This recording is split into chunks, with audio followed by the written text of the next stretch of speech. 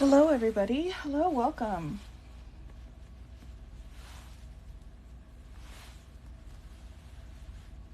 Welcome. Good to see everyone.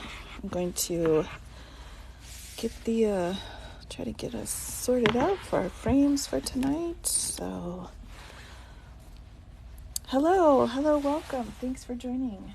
Appreciate it. Hi. Hello, Pete. Welcome. Good to see you. Just trying to make sure I'm in frame. Is my paper in frame here? Am I okay for that? Just trying to make sure I'm good to go. So, best live on. Oh, that's so sweet. Oh, that's so sweet of you to say. Hello, welcome aboard. For tonight. Yes, hello. Yes, welcome. Thanks for coming. Thanks for joining me here. I've got a couple fun things for us to go through tonight. I've got the Georgia phone call, and then I also, for anyone who's interested, I do have the New York deposition, so we can kind of talk about that a little bit too. So a little cut off on the right. Okay, let me see if I can bump this up a little bit. Maybe.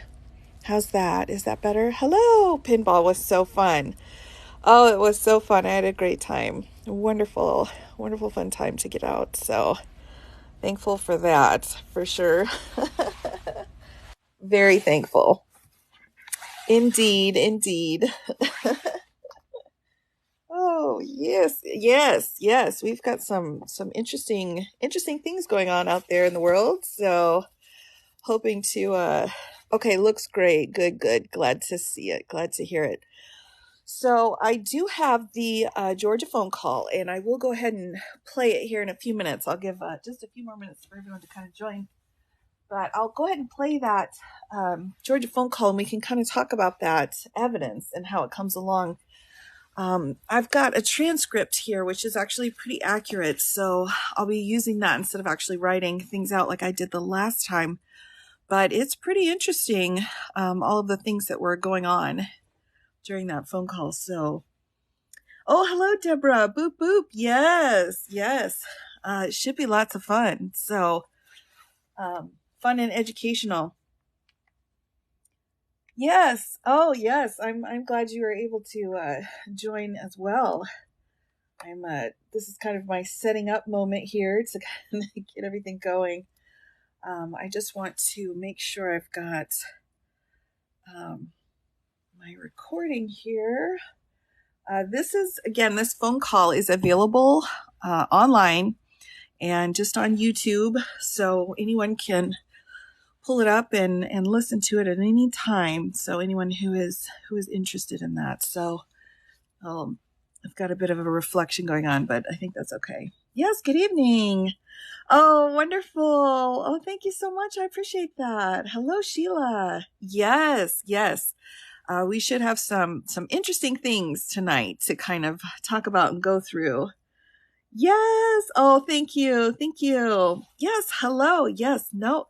I'm going to take everyone through the phone call tonight. This was the phone call between Mr. Trump and the Georgia Secretary of State. So I'll be playing just a few minutes. No. I'm just getting started.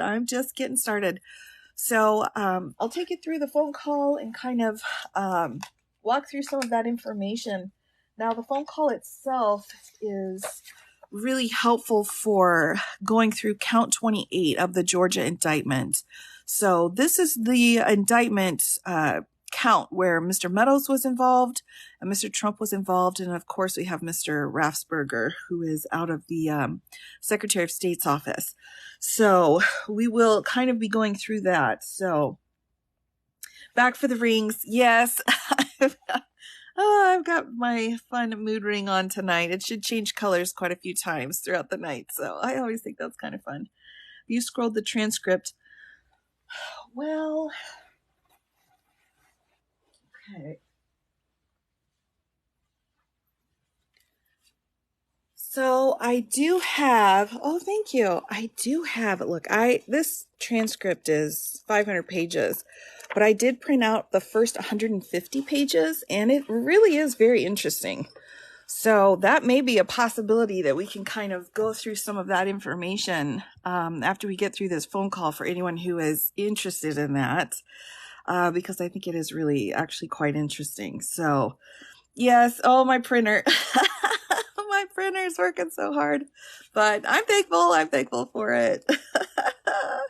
Yes, I thought this would be pretty good tonight because I'll be switching. I will probably do this in 2 sections. We'll do the phone call because the phone call's only, it's not actually that long. So we'll go through that, and then I'll kind of do some Q&A after that. And then we can take a look. If people are interested, we can take a look at the deposition for sure. Yeah, I saw that. There's definitely some interesting pieces to that for sure. Well, it seems purple right now, but it will change colors throughout the time. So it's already kind of starting to change color a little bit. So we will see what different kinds it is. What is the statute or law against wrongful conviction? So yeah, I mean, you've got multiple appeals that you can do after you've been found guilty. So it just depends on what your basis is for it. So there definitely are roads you can take.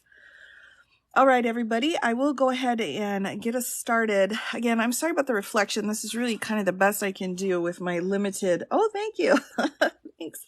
With my limited knowledge of technology. So I'll go ahead and hit play here. But I'll be watching the comments and kind of following along in the transcript here. But just let me know if the volume needs to go up or not, okay? So this is just something publicly available to anyone. This isn't a secret or anything like that. So can you name one and talk about filing a motion? Sure. I would say a wrongful conviction. One of the motions you could file would be motion for a new trial, and that just means that somehow there was a legal issue that was incorrectly found. So you would file a motion for a new trial. So, yeah, I think it's really interesting though. All right, let's go ahead and dive on into the phone call. Okay, here we go, and let's turn up the volume. And this is going to be. Hold on, we'll start one more time. There we go. So Mr. President, everybody is on the line, and just so, this is Mark Meadows, the Chief of Staff, just so we all are aware, on the line is Secretary of State and 2 other individuals, Jordan and Mr. Germany. With him, you also have the attorneys that represent the President, Kurt and Alex, and Cleta Mitchell, who is not the attorney of record but has been involved, myself, and then the President. So, Mr. President, I'll turn it over to you. Okay, thank you very much. Hello, Brett and Ryan and everybody. We appreciate the time and the call. So we've spent a lot of time on this, and if we could just go over some of the numbers, I think it's pretty clear that we won. We won very substantially, Georgia.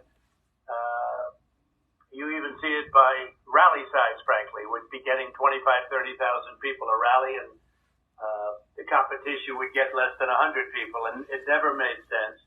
But we have a number of things. We have at least 2 or 3, anywhere from 250 to 300,000 ballots were dropped mysteriously into the rolls.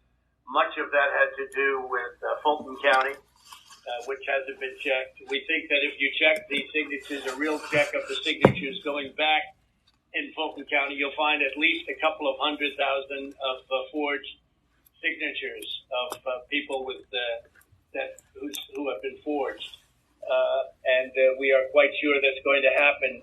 Another tremendous number. We're going to have an accurate number over the next 2 days with certified accountants, but an accurate number will be given, but it's in the 50s of thousands, and that's people that went to vote and they were told they can't vote because they've already been voted for. And it's a very sad thing. They walked out complaining, but the number is large. We'll have it for you, but it's much more than the number of 11,779. That's the current margin is only 11,779. Brad, I think you agree with that, right? That's something I think everyone, at least that's a number that everyone agrees on. But that's the difference in the votes. But we've had hundreds of thousands of ballots that we're able to actually, we'll get you a pretty accurate number. You don't need much of a number because the number that, in theory, I lost by the margin would be 11,779. But you also have substantial numbers of people, thousands and thousands, who went to the voting place on November 3rd, were told they couldn't vote. Were told they couldn't vote because a ballot had been put in on their name. And, that's very, very, very, very sad. We had, I believe it's about 4,502 voters who voted, but who weren't on the voter registration list. So it's 4,502 who voted, but they were not on the voter registration roll, which they had to be. You had 18,325 vacant address voters. The address was vacant, and they're not allowed to be counted. That's 18,325. Smaller number, you had 904 who only voted where they had just a PO, a post office box number. And they had a post office box number, and that's not allowed. All right, let's just pause for a minute and note, he's crunching these numbers out, right? So we've got 11,779 here, where he's saying that's the margin. And we're talking about 4,502 voters who were not on the voter registration, which the courts in Georgia have said that's incorrect. 18,325 vacant address voters. Again, incorrect. 904 who only voted where they just had a P.O. box. So at this point, we're seeing him crunching these numbers down with the Secretary of State. And so far, there's nothing here that's wrong in this situation. He's running some numbers by the Secretary of State. So I would say up to this point, there's nothing wrong with this phone call. Absolutely nothing wrong with it. The numbers and all of the information is false, and that's fine. He can say false information. That's not the problem. So I'm just kind of making a note that so far we're just a couple minutes into the phone call and, we're fine with the information. But I think what will happen is you will start to see how the language starts to turn. So these numbers he originally set out will start to take on a little bit of a different meaning as we go through it. Yep. Yeah, he's just getting started. Right. So far, perfect. Right.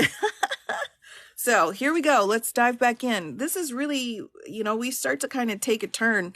This is the moment, I think, when this phone call starts to take a turn. So we will say goodbye to simply having a discussion, and we will move into a different category here. We had at least 18,000 that's on tape. We had them counted very painstakingly. 18,000 voters having to do with, she's a vote scammer, a professional vote scammer and hustler. This is where it turns. That was the tape that's been shown all over the world that makes everybody look bad. You, me, and everybody else, where they got, number one, they said very clearly, and it's been reported that they said there was a major water main break. Everybody fled the area, and then they came back, her daughter and a few people. There were no Republican poll watchers. Actually, there were no Democrat poll watchers. I guess they were them. But there were no Democrats either, and there was no law enforcement. Early in the morning, they went to the table with the black robe, the black shield, and they pulled out the votes. Those votes were put there a number of hours before the table was put there. I think it was, Brad, you would know, it was probably 8 hours or 7 hours before, and then it was stuffed with... All right, so let me flip the page here. Now you can see we're already taking a turn here. We've already gotten specific language in this phone call where he's saying This particular person, she's a vote scammer, a professional vote scammer, and a hustler. Now, Giuliani has already been found to be liable for that kind of language. Now, Mr. Trump was not included in that civil lawsuit, but this language is already turning. So we've got multiple pieces. We've got a vote scammer situation he's claiming. We have this major water main break, which set a situation up where everyone left and then they came back. He's naming her again and her daughter and a few other people. So this language, again, is so important to note what he's saying. And this, again, to the Secretary of State, that there was a table with a black robe, the shield, they pulled out votes. They're votes that were put there numbers of hours before it was. And so he's going to continue on. But this is that language that is setting up this idea that there's some kind of negative situation going on, and specifically citing names. So this is that first paragraph where you can kind of see how that false information is starting to take a turn.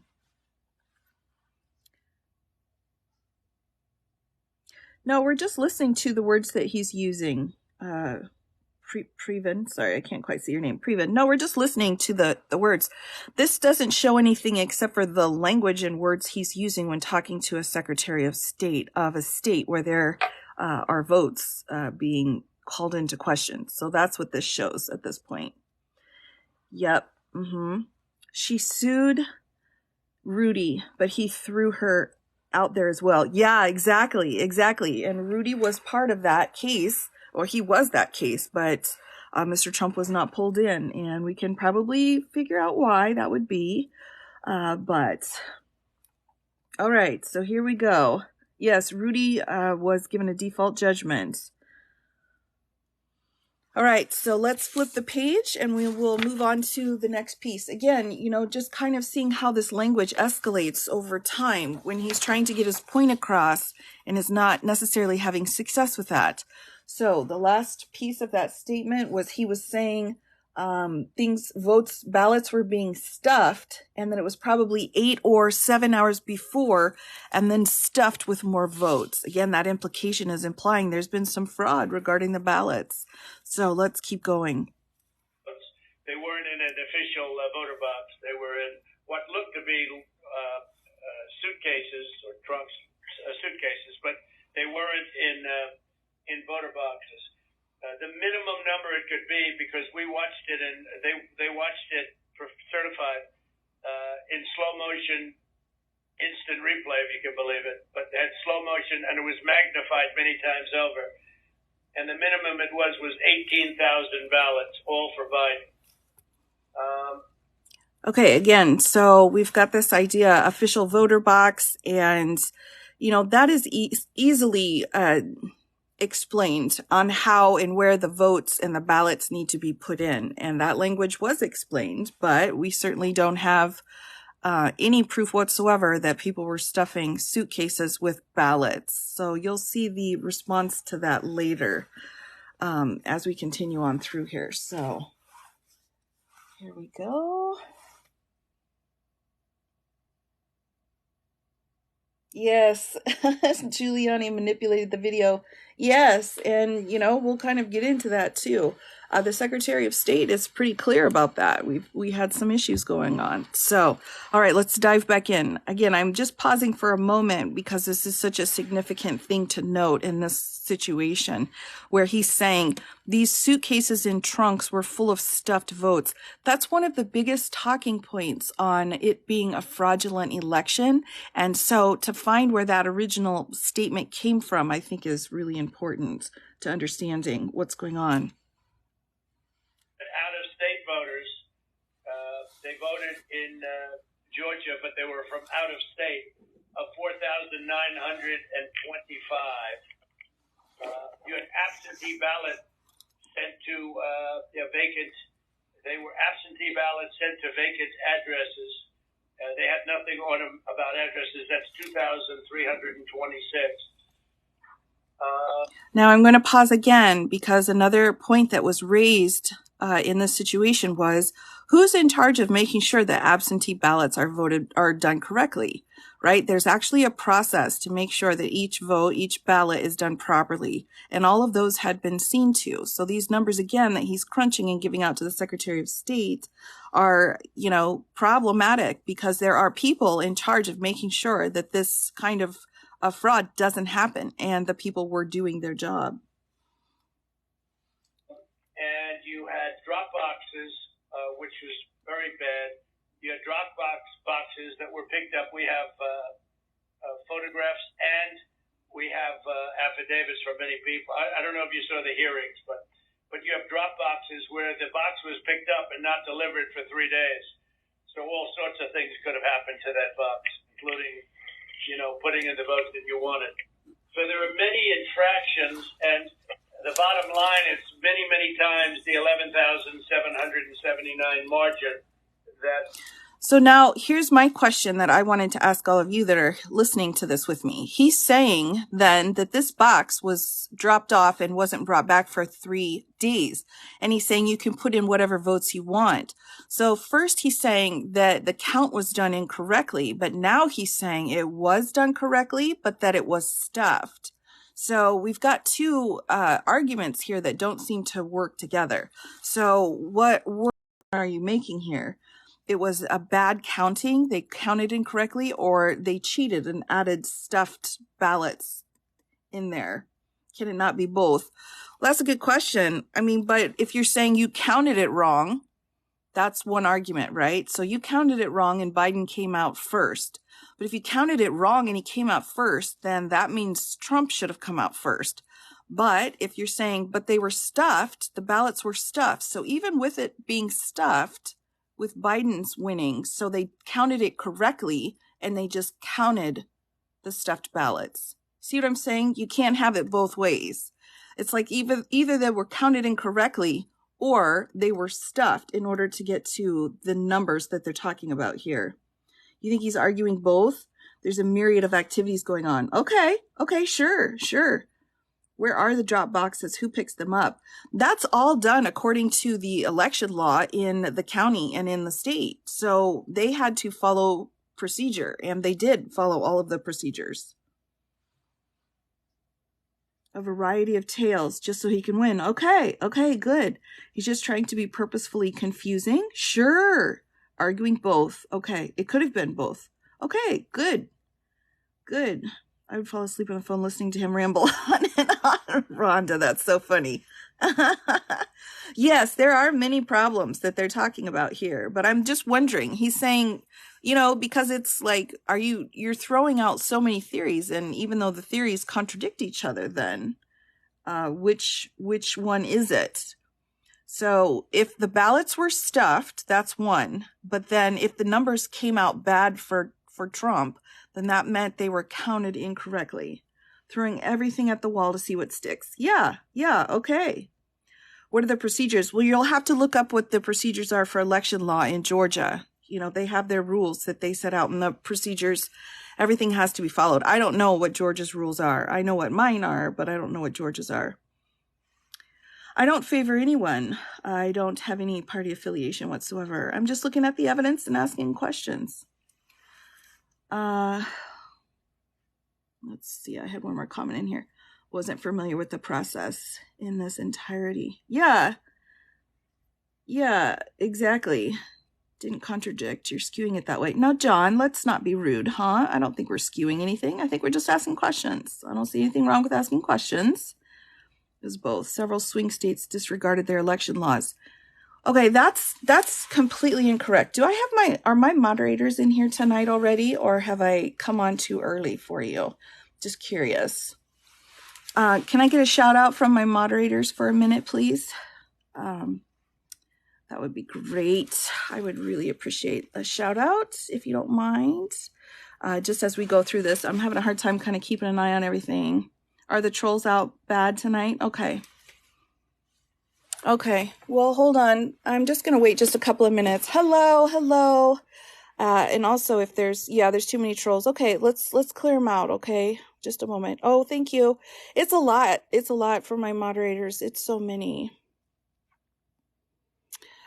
John Doe, I will get into questions later, but I'm really kind of focusing on the, I'm just kind of focusing on this particular one. Yep, let's get the trolls. Everyone, if you want to go ahead and tag some of the trolls for the moderators. I don't think we've got enough moderators yet. I'm so sorry. So sorry, everybody. I should have taken some time to kind of weed these out. I try to weed them out at the beginning, but I'll mod. Okay, Sarah, got you. I got you, Sarah. Hold on. Here we go. Thank you very much. I appreciate it, everybody. Things just get a little bit bonkers for us sometimes here, and we're just here to talk. We're just here to go through information. We're not here to,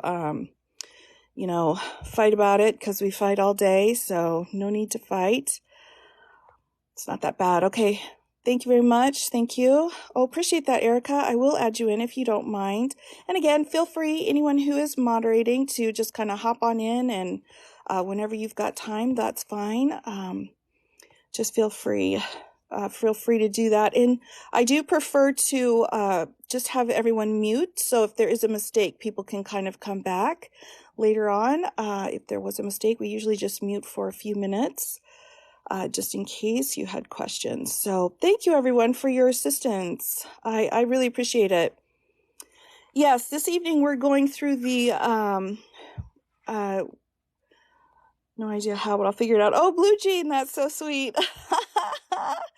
Yes, we just watch for any kind of really just incredibly derogatory comments that are, kind of spamming us and kind of skewing the conversation. So we just mute everyone, and that was a lot of trolls all at once. I know, they kind of came in quick.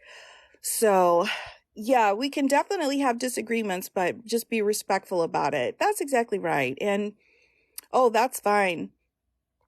Oh, I don't mind losing. In fact, I think it's good. I think we kind of need to get to a number where everyone is comfortable bringing up questions and talking about things.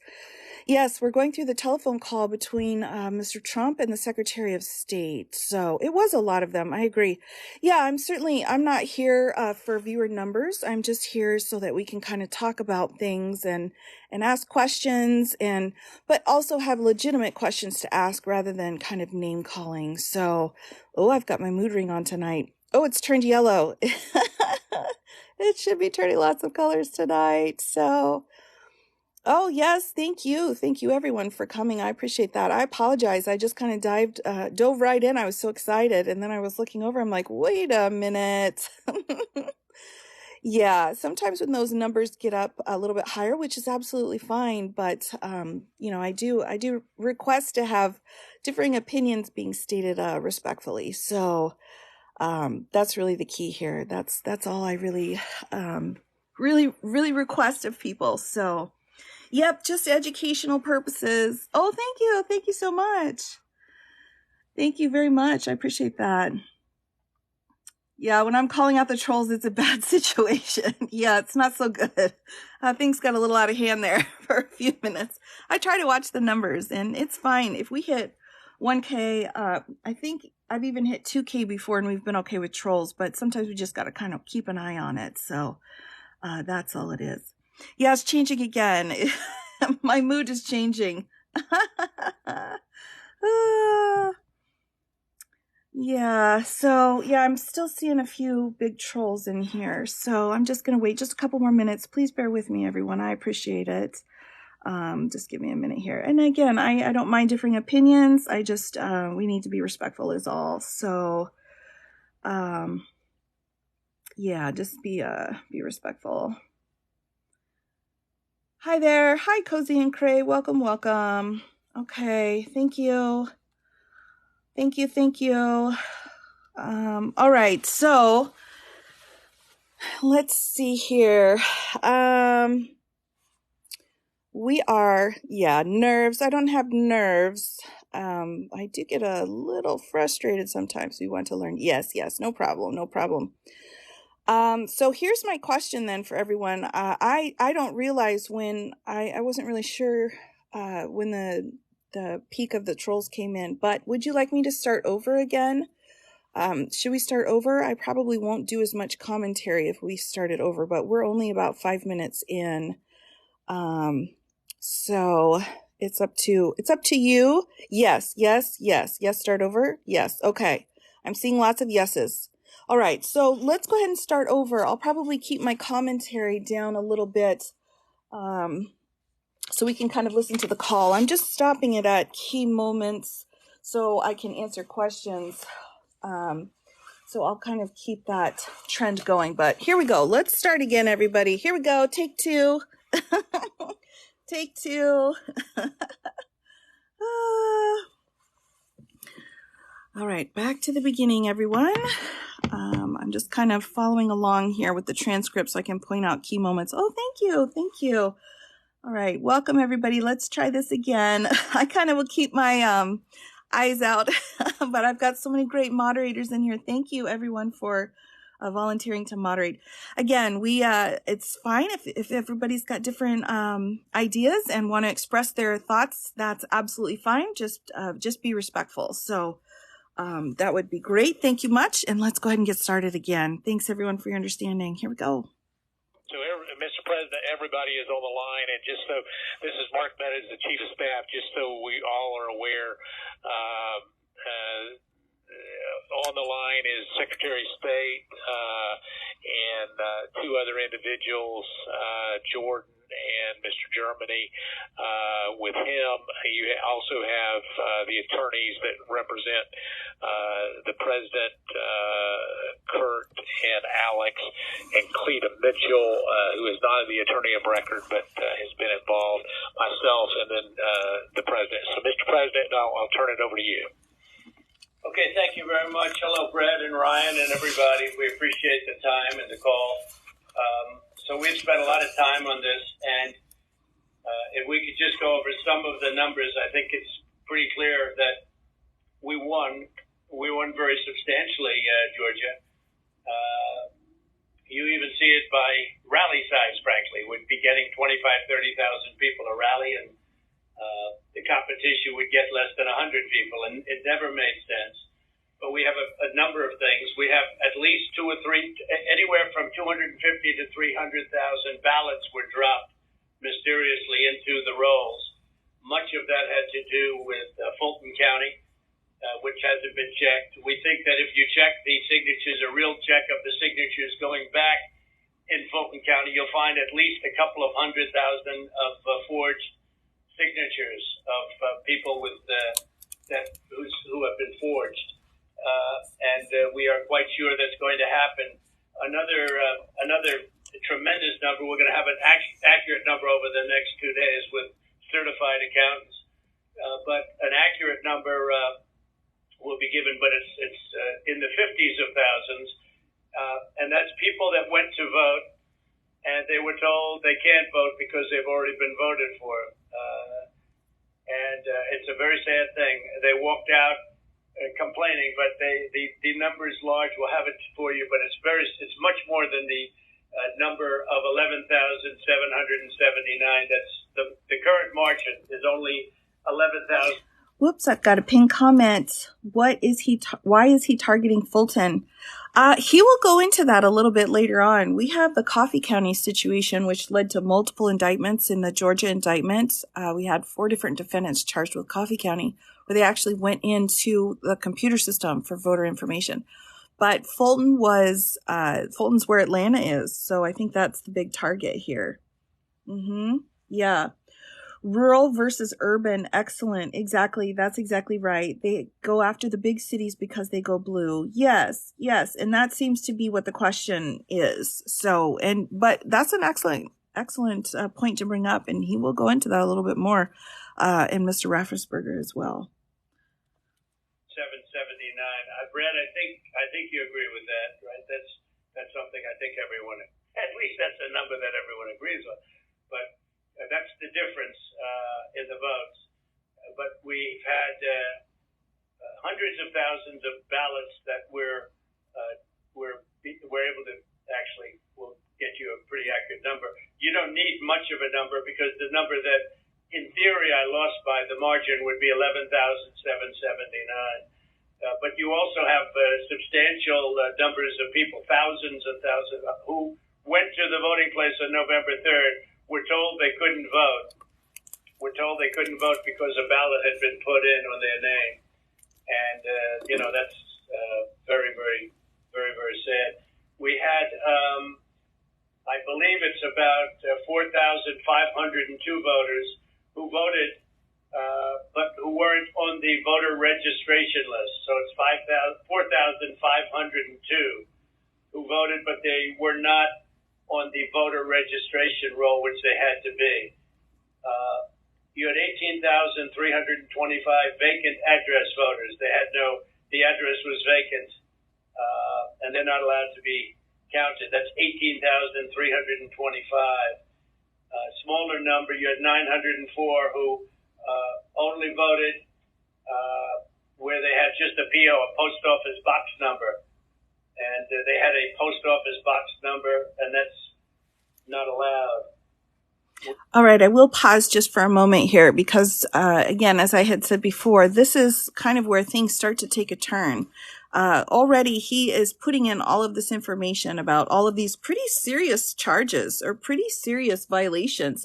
If any of this was true, that would be some pretty significant problems. But what we'll see later is that the Secretary of State had said the Georgia Federal Bureau of Investigation, along with all of the powers involved in making sure that the elections ran okay, had all come back and said this information that he's giving was false. Every single one of these accusations had been proven incorrect, had been proven false. And that's why over 60 cases had been decided by the courts in Georgia and various other places because they said, look, we looked at these numbers that you're crunching. They are incorrect. So you will see the Secretary of State kind of go through these one at a time in different situations and explain, no, that's incorrect. The vacant addresses were incorrect. The people who were told they couldn't vote, that was wrong. And then supporting that information with backup evidence. You'll see that coming up. So we're kind of foreshadowing at this moment. But this is the moment in the phone call when things kind of take a turn when he starts going after the election worker. They never investigated Fulton County. They did investigate. That's the thing, is that this wasn't just operating in a vacuum with a he said situation. The elections people who were in charge of all of that had done multiple investigations and had found the information to be bad. Who told him these numbers? That's a great question. I'm really not sure. You know, I was looking back at some of the different testimony in the January 6th House meeting, the committee meeting. And, you know, there was one particular person who worked for Dominion who went on and testified, so to speak, but she was out of Michigan. I didn't see anyone specifically out of Georgia stating these numbers were the way that they were. So I'm still digging. I'm looking through different depositions and different information. I've yet to actually put my finger on the source of where this information came from. But you can find the information stating that it was false, and you can look through the litigation that was filed. Yeah, they investigated the whole state. Exactly. Oh, the mods are so amazing. Oh, thank you so much, Cozy. We've had some trolls in here. But we're doing great now. We're doing okay. The water main break never happened. They kept counting votes. Exactly. And you know, is it Dawn? I apologize. You know what, Dawn, too, is they had recordings of that. I mean, there was documented showing if a water main breaks, you know, you have to call people in, and none of that was done. So there was none of that information that had actually happened. It was all disproven. So yeah, it'll be interesting. But anyway, this is that moment in time when things really take a turn, when we're starting to go into the election worker. So her name is the one that's blacked out here, but let's go ahead and move forward. The trial will find the source of the evidence. It absolutely will. Without a doubt. Had at least 18,000 that's on tape. We had them counted very painstakingly. 18,000 voters having to do with, she's a vote scammer, a professional vote scammer and hustler. that was the tape that's been shown all over the world that makes everybody look bad. You, me, and everybody else. Where they got number one, they said. Now, just as a side note, the source I think for that information was Rudy Giuliani. He was the one that had been talking about the tape and had been talking about her. So I believe that goes in hand in this situation. Now, again, a lot of this information, when it comes especially to the election worker, is set out in the Georgia indictment. So count 28 of 41 in the Georgia indictment specifically is addressing this phone call. So if you're wondering where that count came from, this is what Mr. Meadows has been charged with. His only count in Georgia, along with count 1, which is the RICO. Is the bleep out the woman who's suing him for defamation. Now, my understanding was she had only sued Rudy Giuliani, and he had been defaulted on. But yes, that is her name that's been blocked out here. Yep. Election workers they had to move. Their entire lives were completely destroyed. They said very clearly, and it's been reported that they said there was a major water main break.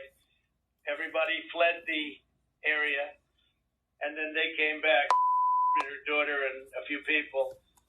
There were no Republican poll watchers. Actually, there were no Democrat poll watchers. I guess they were them. But there were no Democrats either, and there was no law enforcement.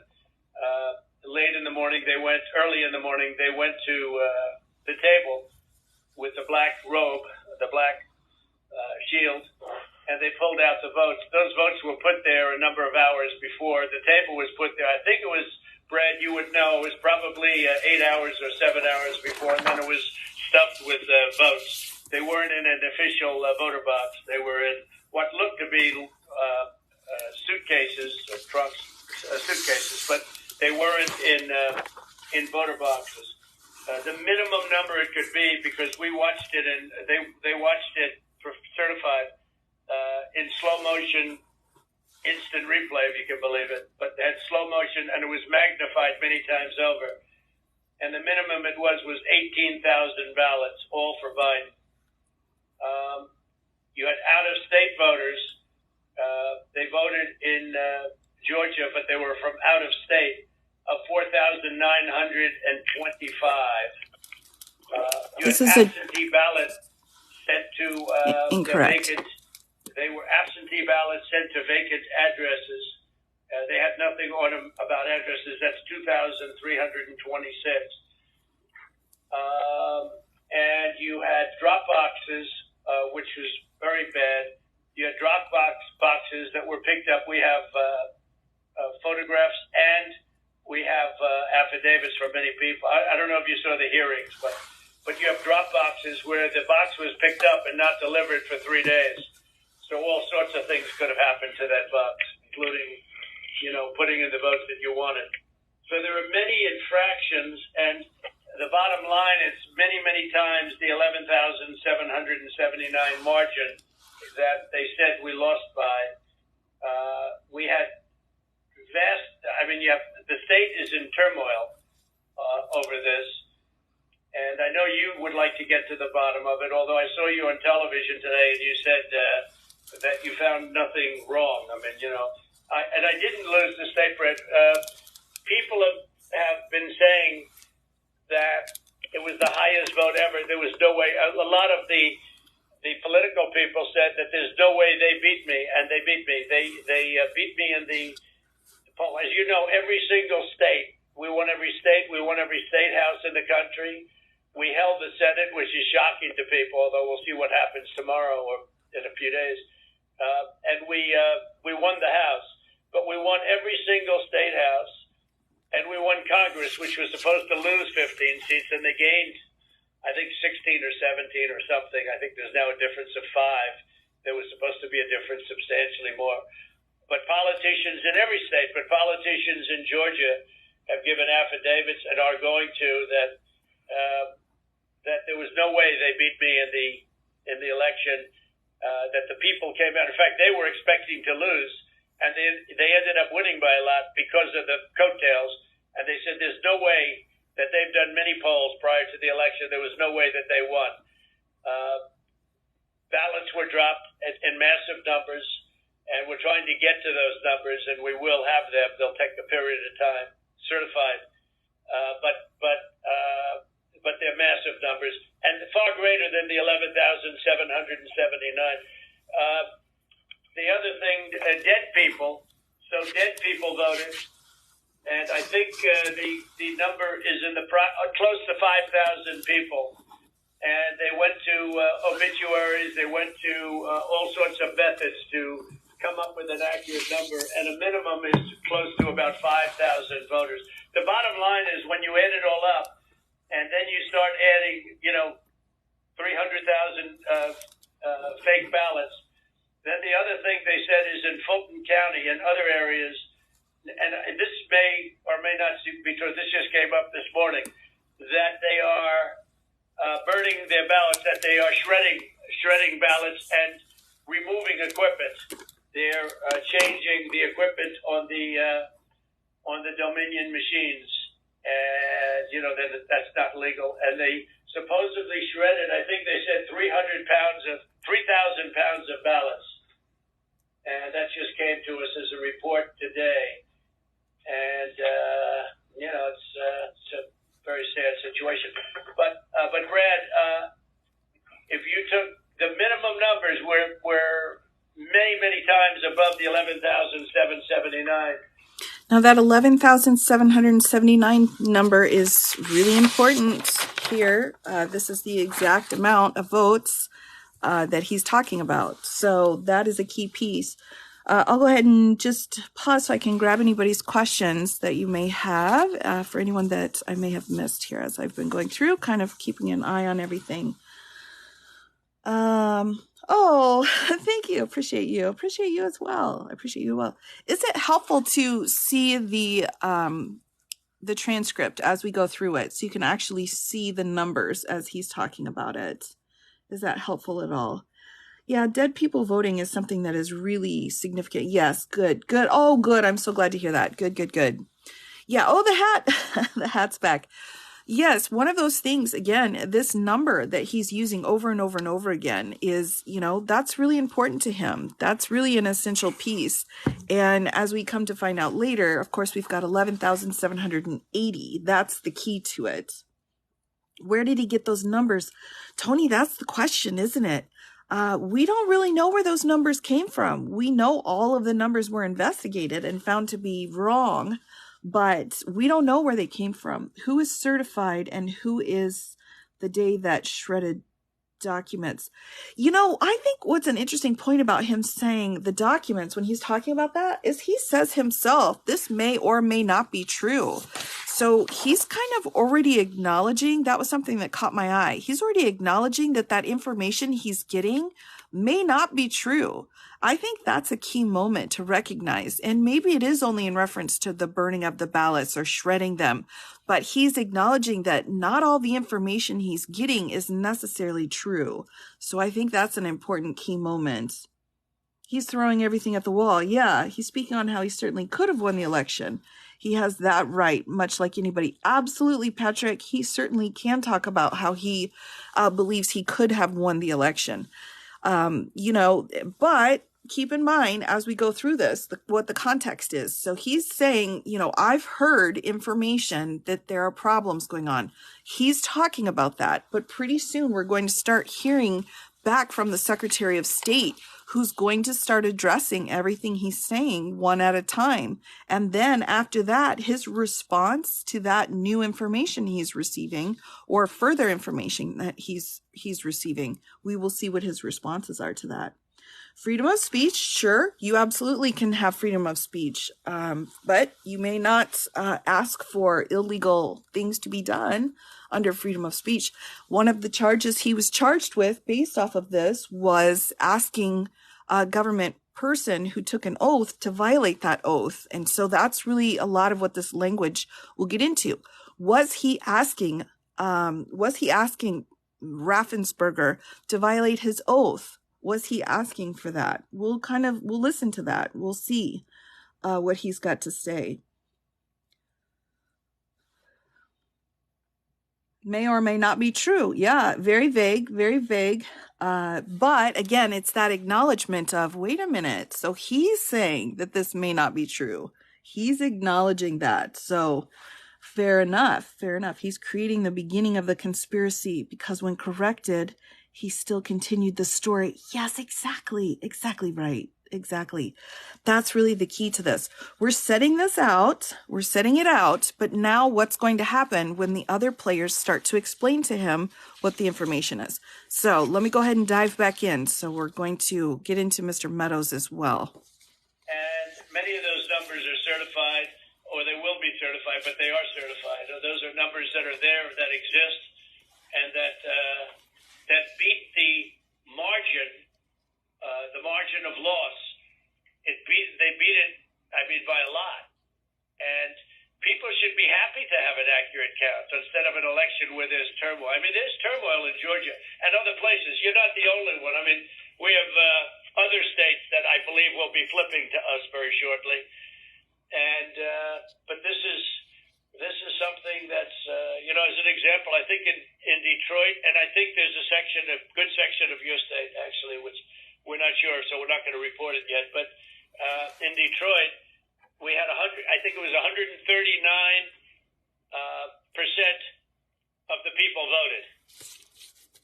That's not too good. I'm pausing again just for a moment because this 139% was specific testimony given by an election worker, or so to speak, who worked apparently for Dominion. Does anyone remember her? She was the blonde with the glasses.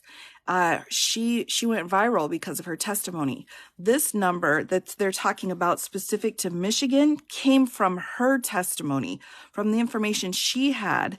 And the House committee had said the information you had was not trustworthy. It was invalid. Oh, you remember. Yeah, you remember. I've got a clip of it. I don't have it. I can show you. I'm just not that technologically advanced.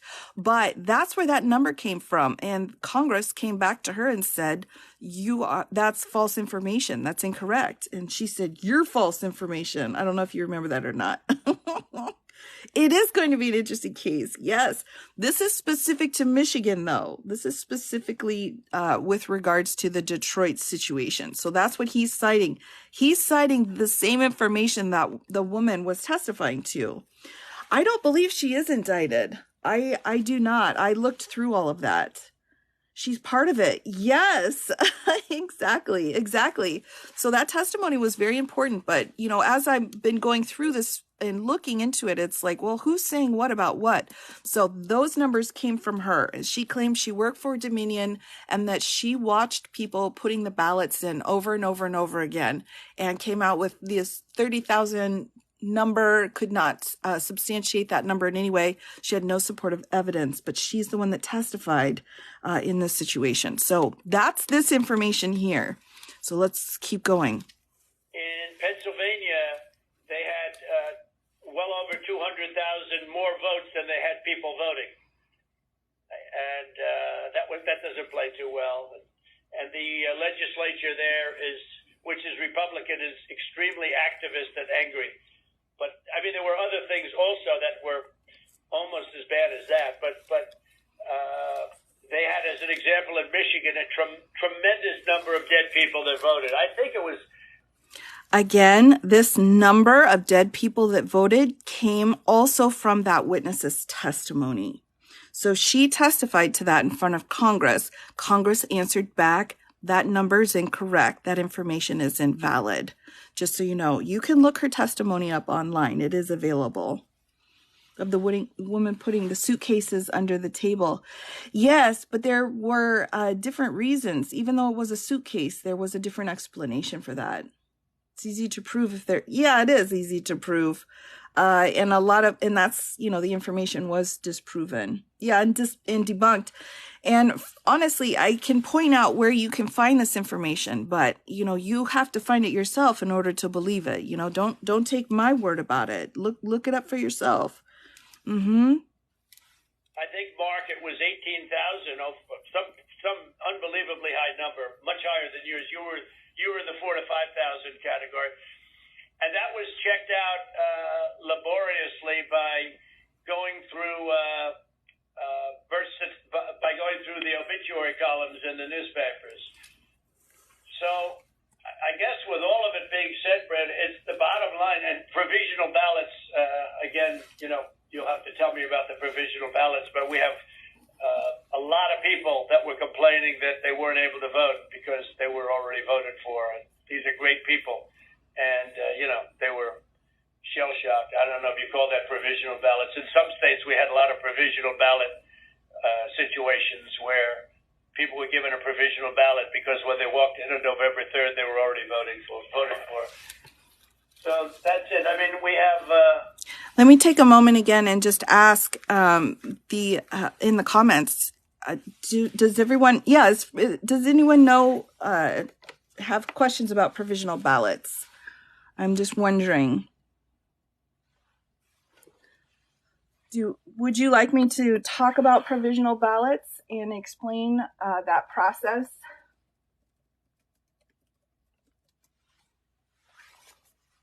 What is that? Yes. Okay, so provisional ballots,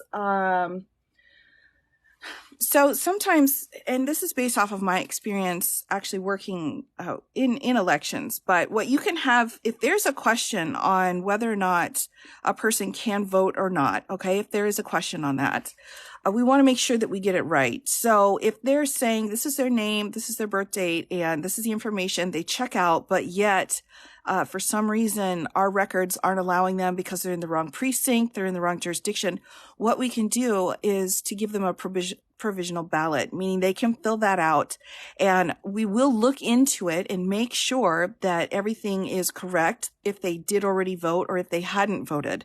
The provisional ballot is a backup to try to catch anyone who may have had some kind of mix up or miscommunication. They're only used if for some reason there had been some kind of a mix up in the system. And it's in order for you to get your vote counted, even though there's been some kind of administrative or clerical issue. Right. It's a backup. Yes, military personnel, that's also a big piece of it as well, because you can send those out of the country to other people as well. Early voting could be, but there's a difference between an absentee ballot and a provisional ballot. And that provisional ballot really acts more of a backup as opposed to the absentee ballot. Although depending on your jurisdiction, they may kind of interchange those two names. Right. So they may say, hey, you're in the wrong jurisdiction, you're in the wrong place, so we'll give you a provisional ballot, but your specific ballot will be sealed. Your ballot will be looked into specifically by the commission to make sure that it's not counted if you are not allowed to vote or if you have already voted. So it's a backup, a fail-safe, essentially. Case was a second ballot and they counted the first ballot. Yes. Yeah. Does anyone think will cause harm to the RICO case? Oh, I don't think so. Right. Yeah, but that's what it's basically, it's a backup. Yeah. Yep. How they count the vote if there's two. That's the thing. With a provisional ballot, they don't get put in with all the other ballots. They get set to the side because each and every single provisional ballot has to be investigated before it's allowed to be counted. It doesn't get just tossed in with everybody else. It gets put to the side, and so they open them one at a time. They look into each and every situation. I mean, I think a lot of people may not realize how incredibly thorough the process of an election is. And it's really done by human power. It's not done by machines. Something like a provisional ballot, you have someone pulling that ballot, looking in, researching, checking everything to make sure that no vote could possibly have already been cast and that the voting is appropriate in this particular place before they even allow the provisional ballot in. How many did he claim were provisional? It looks like he said provisional ballots again. So we've got, I think he had just said a bunch. Let me look up here again. A tremendous, number of dead people voted, 18,000, much higher than yours, 4,000 to 5,000. checked out laboriously by going through versus, and then I guess with all of it being said, Brad, the bottom line and provisional ballots again, you'll have to tell me about the provisional ballots, which he will do. So we will get more information about the specific numbers here. But I did want to just take a moment to kind of walk everybody through that. Actually, it takes a lot of work to actually be an election worker. Someone voted in the wrong place. Can their provisional ballot be counted? That's a great question. And it will depend on the rules that have been set out. And depending on where you're at, the rules can say, if you voted, because, there's some local races where it depends on where you're living for who you can vote for. So if you've got different pieces of your ballot, just because parts of your ballot have been in the wrong jurisdiction, they will look to the rules to make the decision. What have the lawmakers decided? What will they allow? What will they not allow? So you have to follow those strictly. And every single one of those, if there's anything like that, you have to fill out paperwork to explain your justification and then get that approved by the higher powers even above you. So it's a huge process. It is intense. You're right. It's very intense, and they watch it really carefully. Yeah, because they don't want to make it so just because you vote in the wrong precinct, your vote doesn't get counted. But on the other hand, we do have rules, so we have to follow those rules. We have to make sure, how can we get your vote counted by still following the rules if there was a mistake? Because a lot of times some people just don't know where they're supposed to vote, or, they don't know they already sent in an absentee ballot maybe, or whatever. I mean, there can just be honest mistakes for people going in on election day and there's mistakes made. So we want your vote to be counted, but we also have to follow the rules on who you're supposed to vote for depending on where you live. Yeah, the election volunteers are amazing. I mean, oh my gosh, they really do work hard. It is an actual very intense process. So stressful, fearful of 2024. No, I don't blame you. I would be too. I think I'll probably go in and work my particular precinct this year or in 2024 just to help, because it is so stressful for everyone. It is really stressful, but there are so many different layers and safety checks put into place to make sure people don't vote extra and that their votes are counted. There's just so many things you have to follow. And on top of that, all of the election workers take oaths and they have to say, hey, look, we're going to follow the rules. And they have to give a civic duty. Yeah, they have to make sure that they are very careful about it. Are you on a phone call or what? No, I'm not on the phone call. Poll worker after this too. It's such important. It really is. It's very important. All right, let's hop back in here. Yes, my ring has changed colors. Tonight I thought it would be kind of fun to watch it and see what different colors it changed over time. All right, let's dive back in. Here we go. Many times the number of votes necessary to win the state, and we won the state, and we won it very substantially and easily, and we have much of this is they're certified. Far more is certified than we need, but we're getting additional numbers certified too, and we're getting pictures of drop boxes being delivered and delivered late and delivered 3 days later in some cases. Plus, we have many affidavits to that effect. So, Mr. President, if I might be able to jump in, and I'll give Brad a chance to. Mr. Secretary,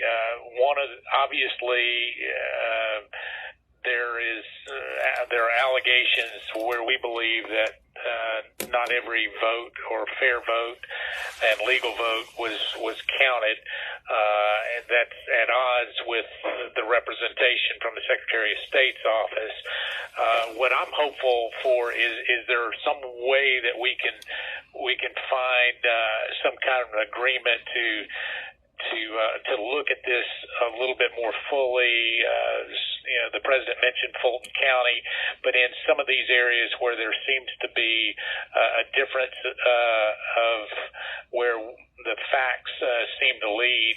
And so, Mr. Secretary, I was hopeful that, in a spirit of cooperation and compromise, there's something that we can at least have a discussion to look at some of these allegations to find a path forward that's less litigious.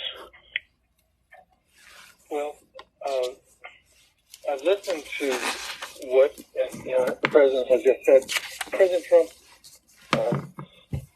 we've had several lawsuits, and we've had to respond in court to the lawsuits and the contentions.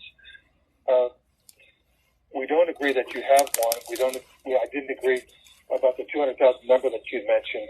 And I could go through that point by point.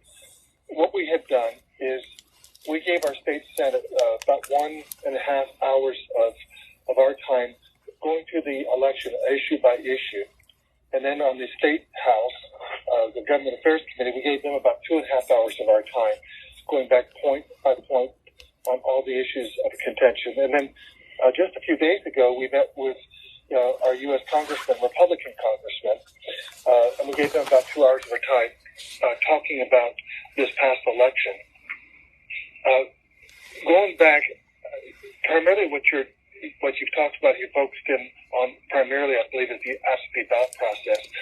I don't believe that you're really questioning the Dominion machines, because we did a hand retally, a 100% retally of all the ballots, and compared that to what the machine said, and it came up with virtually the same result. Then we did the recount, and we got virtually the same result. So I guess we could probably take that off the table. I don't think there's an issue about that. I think All right, let's pause for a minute. This is some pretty significant information now that the Secretary of State is specifically given here. He's saying, look, we talked to the Senate committee. Sorry, let me get myself sorted out here. I'm a bit of a mess at the moment. There we go. We talked to the Senate.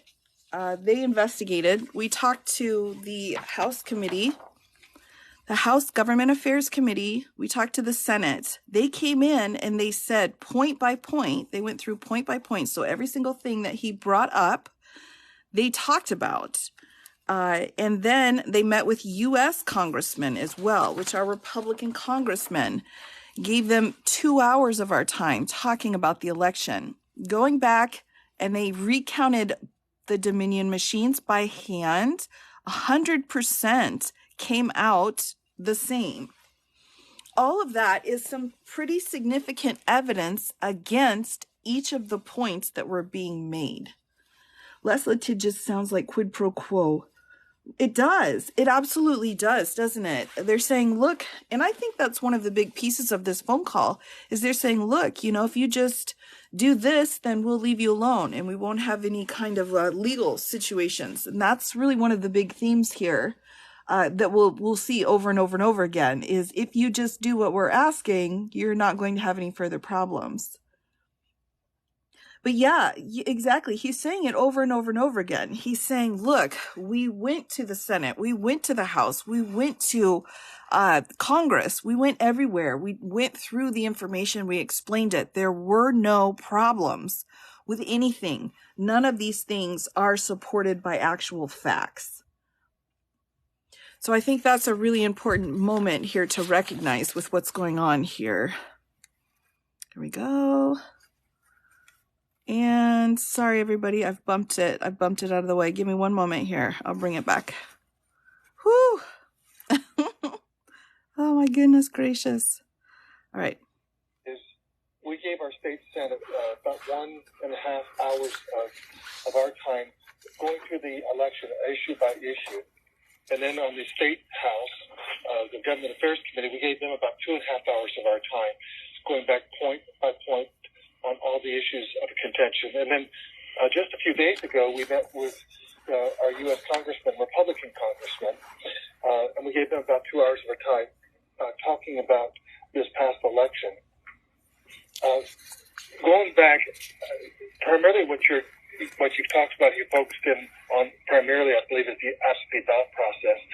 I don't believe that you're really questioning the Dominion machines, because we did a hand retally, a 100% retally of all the ballots, and compared that to what the machine said, and it came up with virtually the same result. Then we did the recount, and we got virtually the same result. So I guess we could probably take that off the table. I don't think there's an issue about that. I think what you were... Well, Brad, not that there's not an issue, but because we have a big issue with Dominion and other states, and perhaps in yours, but we haven't felt we needed to go there. And just to, maybe put a little different spin on what Mark is saying, Mark Meadows, we'd like to go further, but we don't really need to. We have all the votes we need. We won the state. If you took, these are the most minimal numbers, the numbers that I gave you. Those are numbers that are certified, your absentee ballots sent to vacant addresses, your out-of-state voters, 4,925. When you add them up, it's many times the 11,779 number. So we could go through, we have not gone through your Dominion, so we can't give them blessing. I mean, in other states, we think we found tremendous corruption with Dominion machines, but we'll have to see. But we only lost the state by that number, 11,000 votes, and 779. So with that being said, with just what we have, and with just what we have, we're giving you minimal numbers. We're doing the most conservative numbers possible. We're many times above the margin. And so we don't really have to, Mark. I don't think we have to go through machines because what's the difference between winning the election by two votes and winning it by 500,000 votes? I think we probably did win it by 500,000. One of the things that happened, Brad, is we have other people coming in now from Alabama and from South Carolina and from other states, and they're saying it's impossible for you to have lost Georgia. We won, in Alabama we set a record, got the highest vote ever. In Georgia we set a record with a massive amount of votes, and they say it's not possible to have lost Georgia. And I could tell you by our rallies. I could tell you by the rally I'm having on Monday night. The place, they already have lines of people standing out front waiting. It's just not possible to have lost. Let's just take a moment here and recognize what's being said as well. I think this is important. And I could tell you by our rallies, I could tell you by the rally I'm having on Monday night, the place, they already have lines of people standing out front waiting. It's just not possible to have lost Georgia. So I'm wondering, is he saying then there must have been election fraud because of the number of people at the rally? Is that what you're catching as well? Yeah, that's curious to me. I'm finding that very curious. He's basing it off of the number of people showing up at his rallies. Right. That's what it seems like to me. That's what it seems like. So we don't necessarily have hard, firm evidence here about fraud. What we have are big numbers of people that he's seeing in a particular place, and he's saying we must have won the state because of that. It's just his hyperbole. Okay. Right. Why is the other guy agreeing? Oh, this is Mark Meadows. He agrees to everything. I'm just kidding. Actually, I'm not. That's his own testimony. If you look at his testimony. Hyperbole. Yes. Thank you. Yeah. Missed the last part of that. They're going by so fast here. I'm trying to catch everybody. Oh. Yes. That's how he keeps his job. Yeah, of course it is. Of course. Yeah. I mean, that's, you got to do what you got to do. According to him, he's just doing his job. Mr. Memos. Oh, that's a true story. Oh my goodness. Well, right. So it's a very interesting way that he's, supporting his statements. How could you even prove all of the people at the rally? Well, it's a good question. How could you? It doesn't, too many yes men. Oh, maybe he surrounded himself with too many yes men. Maybe so. They come from other states. Yeah. So again, I'm just pausing here for a moment to notice, hey, he's like, there must have been something wrong because of the numbers I see. Now, for those of you that were with me when we went through his speech on January 6th, that was another big issue, was he kept saying, oh, look at all these people, let them come forward. Look at all of these people that are here today. So, that again was supportive of, there must be something going on based off of these numbers. So that seems to be kind of a theory, an ongoing workable theory for him. So, all right, here we go. Let's keep, thousands and thousands. All right, let's keep going here. Just wanted to point that out. I thought that was interesting. Georgia. close. I said, there's no way. But they dropped a lot of votes in there late at night. You know that, Brett. And that's what we are working on very, very stringently. But regardless of those votes, with all of it being said, we lost by essentially 11,000 votes. And we have many more votes already calculated and certified too. So I just don't know, Mark, I don't know what's the purpose. I won't give Dominion a pass because we found too many bad things, but we don't need Dominion or anything else. We have won this election in Georgia based on all of this, and there's nothing wrong with saying that, Brad. Having a correct. The people of Georgia are angry, and these numbers are going to be repeated on Monday night, along with others that we're going to have by that time, which are much more substantial even. And the people of Georgia are angry. Okay, I'm going to pause one more time because this just is driving me just a bit bonkers here as someone who relies on evidence to do their job. But we don't need Dominion or anything else. That's the voting machines. We have won, all right, this election in Georgia based on all of this. Based on all of what? Based on all of this. So based off of what he said for dead voters, absentee ballots, the water main break, stuffing ballots, which the Secretary of State has said all of that's incorrect. And so then he said, based off of the number of people at the rally. So based off of all of that, that's all of his evidence that he has. There's nothing wrong with saying that, having a correct. And he's stopping before he's explaining further this supporting evidence. So instead of going forward and explaining, this is the evidence we have on the dead people, this is the evidence we have on stuffing boxes, whatever, he pauses. He's like having a correct, boom, right in for the attack. The people of Georgia are angry, and these numbers are going to be repeated on Monday night. So it looks like he started to support or give some supporting information, but then he just stopped himself and moved forward with this moment of like, well, the people are mad. They're angry. Has anyone noticed that as well? That it's really interesting how he just hops. It kind of does sound like a threat, doesn't it? Like, wait, I've got all this evidence, but I'm going to stop talking about the supportive evidence because I don't have it, I guess. It just doesn't seem like it. Because we've got just rally numbers, again, based off of the rally numbers. And so now let's talk about how angry Georgia is. You're not mad. April.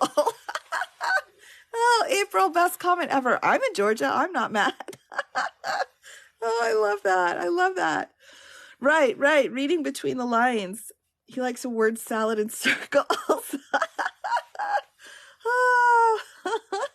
Malin, you're not either. Okay, Terry, good to know. He does sound agitated. He does. Yeah, he does. Okay, yeah, I just think it's very interesting, when you actually break down the words he's using and you look at the pattern of it. It looks like he was getting ready to kind of be like, hey, here's all the information, but then he just stopped. It's like, well, keep going, dude. Where's the rest of the information here? All right, here we go. Back in. Back in. Ah. The country are angry, and there's nothing wrong with saying that, that you've recalculated, because the 2,236 and absentee ballots, they're all exact numbers that were done by accounting firms, law firms, etc. And even if you cut them in half, and cut them in half again, it's more votes than we need. Well, Mr. President, the challenge that you have is the data you have is wrong. We talked to the congressmen, and they were surprised. But I guess there's a person named Mr. Raynard that came to these meetings and presented data. And he said that there was dead people, I believe it was upward of 5,000. The actual number were two people that were dead that voted. And so that's wrong. That was two. Well, Cleta, how do you respond? That's a really big moment too. Let's take a moment and acknowledge that. This whole idea that we've got all of these dead people that voted said, based off of the data, based off of the evidence, there were two people. So 2 people is a lot less than the number that he's looking for, this 11,000 number. So I think this is a moment again in time where we pause and we say, we have valid evidence that was presented to Congress, right? There was a person named Mr. Brainard, and he came into the meetings, presented data, and he said there were 2 people. So now if anybody says to anyone, dead people voted in Georgia, you can say that's true. There were 2 people in Georgia based off of the evidence. 2, right? 2, but just 2. I mean, that's can happen, right? We can make spelling errors. You may have already misspelled your name on the ballot. You know, I'm saying an error like that involving 2 people is not something that's going to have any effect on any election, even if it's school board.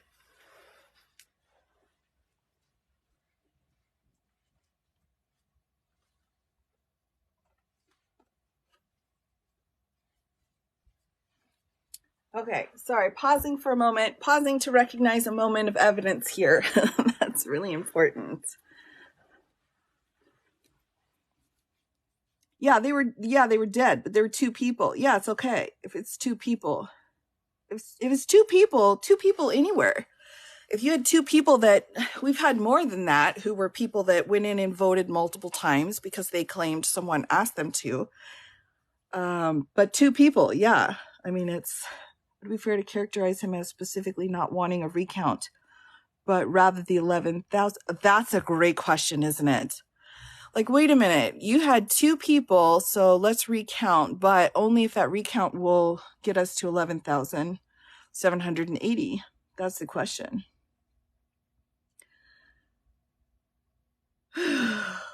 Yeah. Yeah, still leaves 11,700. Yeah, it does. And it's still a lot of votes. It's just 2 people based off of data. Yeah, how are we going to find the votes? That's exactly it. I mean, and that's not really how the voting process is supposed to work, right? So here we go. We've got the Secretary of State. We're like, dude, we got data. We have data. We found 2 people in the entire state that somehow accidentally this situation occurred, or however it was. Maybe it was intentional, but it was 2 people. 2 people out of, you know, however many thousands that he's asking for.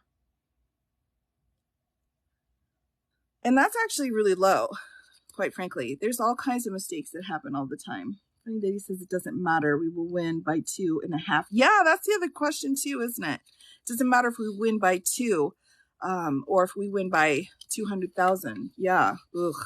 All right, here we go. Back into it. Maybe you tell me.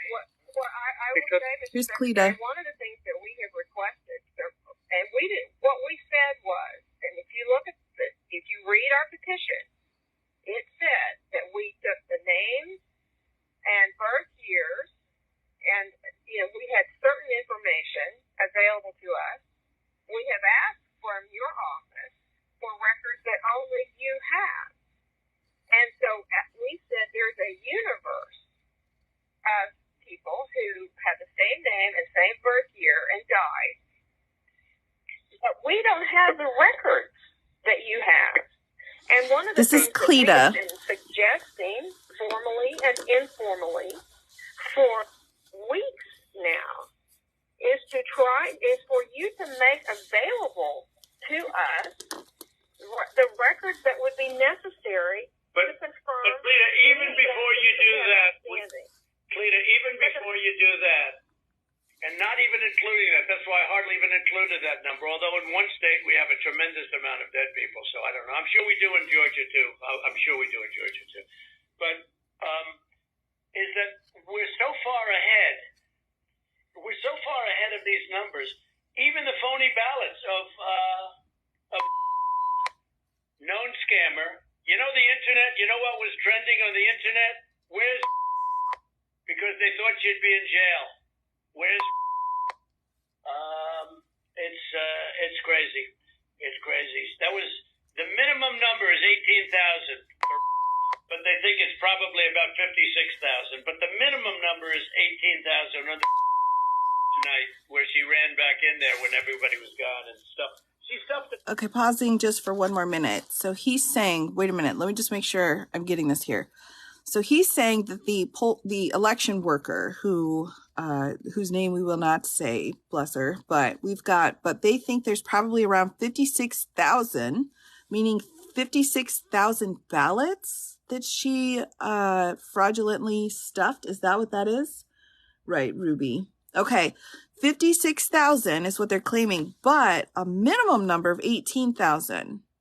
So that confuses me. If it's a minimum of 18,000, but they're saying it's 56,000, which of these numbers is correct? How do we get a minimum of 18,000, but probably 56,000? That part's confusing me a little bit.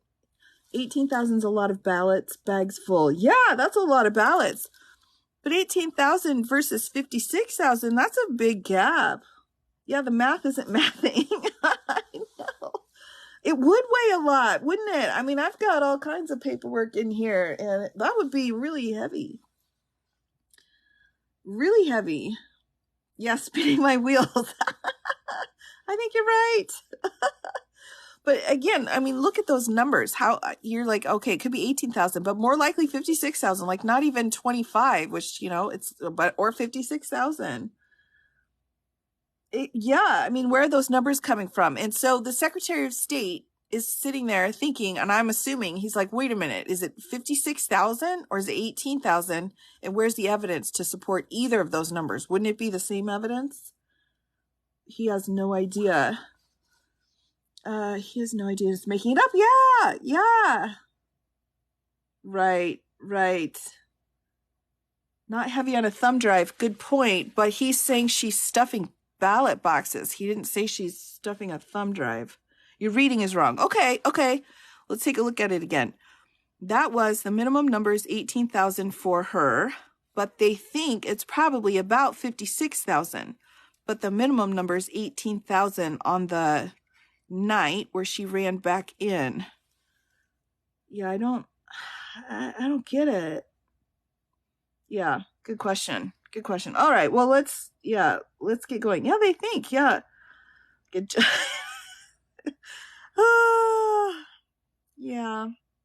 Yeah, you still need physical balance. All right. We're hopping back in. I'm sorry. I'm bad at math. I'm super bad at math. So I just want to make sure I was. Ballot boxes. Let's face it, Brad. I mean, they did it in slow motion replay magnified, right? She stuffed the ballot boxes. They were stuffed like nobody's ever seen them stuffed before. So there's a term for it when it's a machine instead of a ballot box. But she stuffed the machine. She stuffed the ballot. Each ballot went 3 times. They were showing, here's ballot number 1. Here it is a second, third time. Next ballot. I mean, look, Brett, we have a new tape that we're going to release. It's devastating. And by the way, that one event is much more than the 11,000 votes that we're talking about. It's, that one event was a disaster. It just, but it was something that it can't be disputed. And again, we have a version that you haven't seen, but it's magnified. It's magnified, and you can see everything. And for some reason, they put it in 3 times each ballot, and I don't know why, but why? I don't know why 3 times. Why not 5 times, right? But yeah, go ahead. Okay, so wait, I'm working again. Logical reasoning. So he's saying 18,000 ballots, but she put it through a couple of times, and so that's how they got to 56,000. Is that how it worked? Right. Okay, so that's again. I'm not good at math, but is that three times 18,000? Okay. Whoo! All right. I can see now. So we have 18,000 ballots that were stuffed, and they were stuffed 3 times. So that's 56. Oh, it's 54. Oh, for goodness sake. Oh my goodness. I can't do the math. They were busy. She was busy putting through 18,000 ballots. Oh my goodness gracious. Oh my gosh. Oh, okay. I'm going to let it go. Everybody. Thank you for bearing with me on that one. That was just like too much for me. About the State Farm video. And I think it's extremely unfortunate that Rudy Giuliani or his people, they sliced and diced that video and took it out of context. So the next day we brought in WSB TV and we let them see the full run of tape. And what you'll see, the events that transpired are nowhere near what was projected by.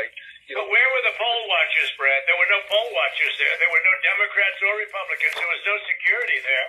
It was late in the evening, early in the morning, and there was nobody else in the room. Where were the poll watchers? And why did they say a water main broke, which they did, and which is reported in the newspapers? They said they left. They ran out because of a water main break, and there was no water main. There was nothing. There was no break. There was no water main break. But if you take out everything, where were the Republican poll watchers? Even where were the Democrat poll watchers? Because there were none. And then you say, well, they left their station. You know, if you look at the tape, and this was reviewed by professional police and detectives and other people. Other people. When they left in a rush, everybody left in a rush because of the water main, but everybody left in a rush. These people left their station. When they came back, they didn't go to their station. They went to the apron wrapped around the table under which were thousands and thousands of ballots in a box that was not an official or a sealed box. And then they took those and they went back to a different station. So if they would have come back, they would have walked to I'm telling you, where was one of the hot items on the, they knew her. Where's, so Brad, you know, there can be no justification for that. And I give everybody the benefit of the doubt. But that was, and Brad, why did they put the votes in 3 times? You know, they put them in 3 times. They did not put that. We did an audit of that, and we proved conclusively that they were not scanned 3 times. Well, where was everybody else at that late time in the morning? Where was everybody? Where were the Republicans? Where were the security guards? Where were the people that were there just a little while before when everyone ran out of the room? How come we had no security in the room? Why did they run to the bottom of the table? Why did they run there and just open the skirt and rip out the votes? I mean, Brad, and they were sitting. I apologize. I need a moment. So they ran over to the apron and they ripped the skirt and they ripped out the votes. What is happening here? What is happening? Oh my goodness. Oh, I know. They just ripped out the votes. That's pretty significant. That's the box under the table after hours. What? Yes, right. How does one rip an apron? Oh, wait, how does one rip out an apron and rip out votes? That's a great question. I really don't know. I'm not sure. I don't get it. Yeah. Okay, here's my ring now. This is how my ring feels about the skirt situation. Oh my goodness. All right. Okay. Let me hop back in here. We'll put it back on. Yeah. I don't get. Oh, thank you. Thank you for that. Yeah, my ring is angry. Oh my gosh. Right, but they're why are we ripping them out? Why can't we just pull them out? That's how you feel about it. I don't blame you. All right, here we go. Back into it. Sorry, it's just like, what is happening? Okay, here we go. I think for 5 hours or something like that, the most. But they just all happened to run back and go, Brad. Yeah, Mr. President, we'll send you the link from WSB. I don't care about a link. I don't need it. I have a much better link. I will tell you, I've seen the tape, the full tape. So has Alex. We've watched it. And what we saw and what we've confirmed in the timing is that they made everybody leave. We have sworn affidavits saying that. And then they began to process ballots.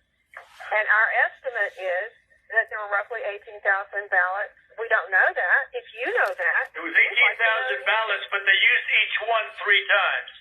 Well, I don't know about that, but I know. Well, I do, because we had ours magnified out. So each one magnified out is. I've watched the entire thing. Right. But nobody can make a case for that, Brett. Nobody. I mean, look, you'd have to be a child to think anything other than that. Oh, that's not nice. I mean, you never Trump or U.S. attorney there. How many ballots, Mr. Secretary, are you saying that were processed in? We had GPI thoroughly investigate that. This is Ryan Germany. We had our law enforcement officers talk to everyone who was there after that event came to light. The GBI was with them as well as FBI agents. Well, there's no way they could. Then they're incompetent. They're either dishonest or incompetent. Okay, there's only 2 answers: dishonesty or incompetence. There's just no way. Look, there's no way. And on the other thing I said too, there's no way. I mean, there's no way that these things could have been. All right. Okay. Here we go. We've got another moment where he's saying we had our law enforcement officers talk to everyone who was there. And after the event came to light, GBI was with them, and as well as FBI agents. So FBI and Georgia Bureau of Investigation. And they said there was nothing there. There was nothing to that. And he said his response was that they're incompetent. So he's saying your facts are wrong. We investigated. And then his response is you're incompetent or dishonest or incompetent. 2 choices. Common machines automatically reject any ballot that's been run through more than once. Yes, they do. Yeah, they've got a code on them. And that code can only go through once. That's why people sometimes can get pretty nervous about putting their ballots into a machine, depending on your jurisdiction, because they're like, oh, I don't want to screw it up because I don't want it to accidentally get mixed up. Am I a lawyer? I absolutely am an attorney, although I'm not particularly proud of that right now. But yes, child and incompetent, his choice of words. I agree. Why was there no judge appointed? Because there wasn't any basis for a suit. You've got to at least have a very rudimentary basis for a lawsuit before it's going to take a look at it. What's the crime? Well, we're looking at it right now, aren't we? We're kind of deciding to look at that. What does magnified mean? It means that they must have kind of zoomed in on the specific pieces of the tape that he's talking about. He's upset because he doesn't agree with him. Yeah, I agree. That's really it. No evidence, no lawsuits. You got it, hippie chick. That's how it goes. Space Force technology.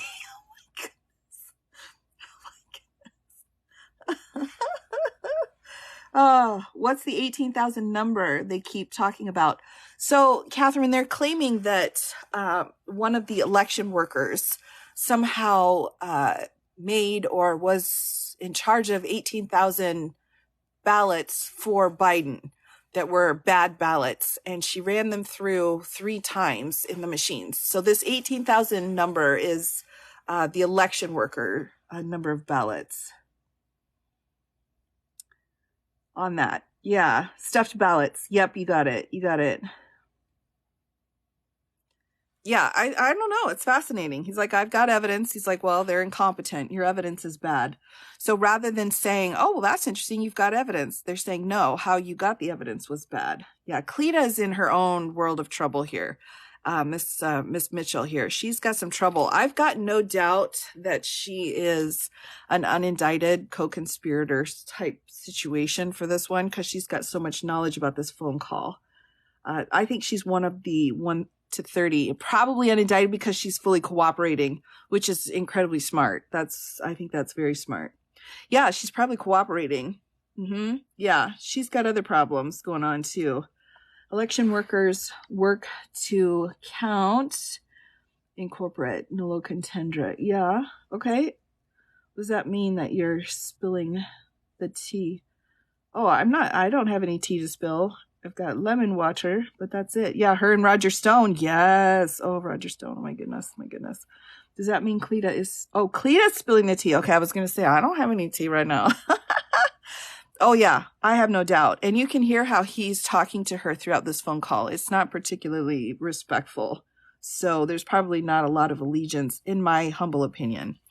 So here we go, back into it. Of all these different people that voted, but they don't live in Georgia anymore. What was that number, Cleta? It was a pretty good number, too. Yes. Well, the number who had registered out of state after they moved from Georgia. And so they had a date when they moved from Georgia. They registered to vote out of state, and then it's like 4,500. I don't have that right in front of me. And then they came back in and they voted. And voted. Yeah. No, that was a large number, though. It was in the 20s. And, the point is going through each of those as well, and those numbers that we got, that Ms. Mitchell was just saying, they're not accurate. Everyone we've been through are people that lived in Georgia, moved to a different state, but then moved back to Georgia legitimately. And in many cases... Really? How many people do that? You mean they moved out and then they said, the hell with it, I'll move back in? It doesn't sound like very normal. You mean they moved out, and what, they missed it so much that they wanted to move back in? Yeah, it's crazy. Well, and they moved back in years ago. This was not like something just before the election. So there's something about that data that it's just not accurate. Well, I don't know. All I know is that it is certified, and they moved out of Georgia, and they voted. It didn't say they moved back in, Clayton, did it? No, but I mean, we're looking at the voter registry. Again, if you have additional records, we've been asking for that. But you haven't shared any of that with us. You just keep saying you've been... A lot of it you don't need to be shared. I mean, to be honest, they should share it. They should share it because you want to get to an honest election. I won this election by hundreds of thousands of votes. There's no way I lost Georgia. There's no way. We won by hundreds of thousands of votes. I'm just going by small numbers. When you add them up, they're many times the 11,000. But I won that state by hundreds of thousands of votes. Now, do you think it's possible that they shredded ballots in Fulton County? Because that's what the rumor is. And also that Dominion took out machines. That Dominion is really moving fast to get rid of their machinery. Do you know anything about that? Because that's illegal. This is Ryan, Germany. No, Dominion has not moved any machinery out of Fulton County. We're having. But if they moved, have they moved the inner parts of the machines and replaced them with other parts? No. You sure, Ryan? I'm sure, Mr. President. And what about the ballots? The shredding of the ballots. Have they been shredding ballots? No, the only investigation that we have into that, they have not been shredding any ballots. There was an issue in Cobb County where they were doing normal, office shredding, getting rid of old stuff, and we investigated that. But this is stuff from, past elections. I don't know. And that's what it doesn't pass the smell test, though, because we hear they're shredding thousands and thousands of ballots, and now what they're saying, we're just cleaning up the office. I don't think that plays. Well, Mr. President, the problem you have with social media, people can say anything. No, this isn't social media. This is Trump media. It's not social media. It's really not. It's not social media. I don't care about social, but I couldn't care less. Social media is big tech. Big tech is on your side. I don't even know why you have a side, because you should want to have an accurate election, and you're a Republican. We believe that we do have an accurate election. No. Hold on. Sorry, here we go. What's the possibility of taking an early guilty pleas? It's possible. It's possible. They're the ones that are trying to go forward with the speedy trial, but yet DA Willis is like, let's try everybody then. Let's just get her done. But it's possible any of them would go in and make pleas. In my opinion, in my humble opinion, the one defendant that I think is kind of in the biggest trouble would be, let me just get my chart out here. When I looked at the charges, is this particular defendant, Miss Latham. She's one of the alleged fake electors, and she has so many charges against her. She is local to the area in Georgia. This is the one that I would think would want to make the deal. She's got the most information that she can definitely give to the DA in exchange for kind of pulling herself out of this really bad situation. But this woman, this man, and this woman here that were all involved in the Coffee County along with Miss Powell, they're the ones that are really on the line. So I would say she would be the one who would really want to go in and take the opportunity to make a plea, in my opinion. Where am I able to find this audio? This audio is up on YouTube. So you can find it. There's multiple different sources that have copies of it. You can kind of pick through and find the source that you feel the most comfortable with. This is the Washington Post one. So sorry about that. I've got some fuzz on there. I'm trying to get off, but this is on YouTube, and Washington Post received it and they put it up, and then multiple other places put it up as well. But it's available to anyone who's interested. Absolutely. They set him up. They set him up, maybe. He ain't pleading. Could be. I don't know. I think, too, I've also been, another interesting post I'm putting together is Miss Powell gave a deposition for the January 6th House Committee, and the information that she stated in that deposition is just absolutely astounding. And she had also done an interview in 2021, which I'm putting one together for that as well, where she went into the details as well, explaining like, well, why would anybody believe anything I'm saying? Oh no, the hat didn't quite fit. Sorry. So she's got a lot of very interesting information that's publicly available because of depositions that she's given. So I will be putting together some information on her specific depositions and the information that she set out, because it's pretty incriminating. It's very incriminating. Oh no. Oh dear. Oh dear. Oh no, not the cowboy hat. Oh my gosh. Didn't someone make a request to the judge to make 30 of the the fruit hat? Unindicted co-conspirators known. They did. I can't remember which one it was, but that right now is under advisement. The judge has not ruled on that at the moment. What time exactly? Oh, what time? Oh, more hats. What time exactly? I'm not sure what you mean by what time. I'm so sorry. I'm sorry about that. 148 pages of Raffensperger testimony from January 6th as well. Yes, there's a lot of information.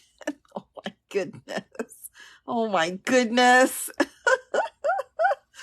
Oh my gosh, everybody, thank you so much. Oh my goodness. Oh, you are all just hilarious. I love that. I just love that. It's so funny. Yes, thank you. Oh my gosh. Yes. It is. Oh, you got more. Oh, the crown is back. Yes. Oh, the elephant was definitely good. Oh, there we go. There's another one. Oh my gosh. Yes. So Mark Meadows should have known better. They really all should have known better. I mean, again, we've got the elephants back. Miss Latham, the ones that were for Coffee County, again, they're in some pretty serious trouble. Oh my goodness. Oh my goodness gracious. What is happening? Oh my gosh. Okay, we're going off the tracks here. Oh my gosh. That's hilarious. Oh wow. Okay. Oh my goodness. Okay. I was just trying to give you a visual aid here to help you. Oh my gosh. Oh goodness. Okay. Yes. So Mark Meadows showed up at Cobb County. Yes, he did. And, he was involved in a lot of different pieces of this. So although he's been only charged with 2 counts, he's had some pretty significant work here. You deserve it. Thank you. Oh, that's so sweet. That's so kind, everybody. Thank you so much. Oh, I appreciate it. I sincerely appreciate it. I appreciate the laughs too. I really appreciate that.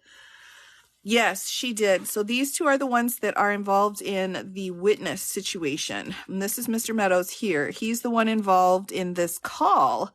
And he's the one in the call, along with the Secretary of State and the Secretary of State's attorney.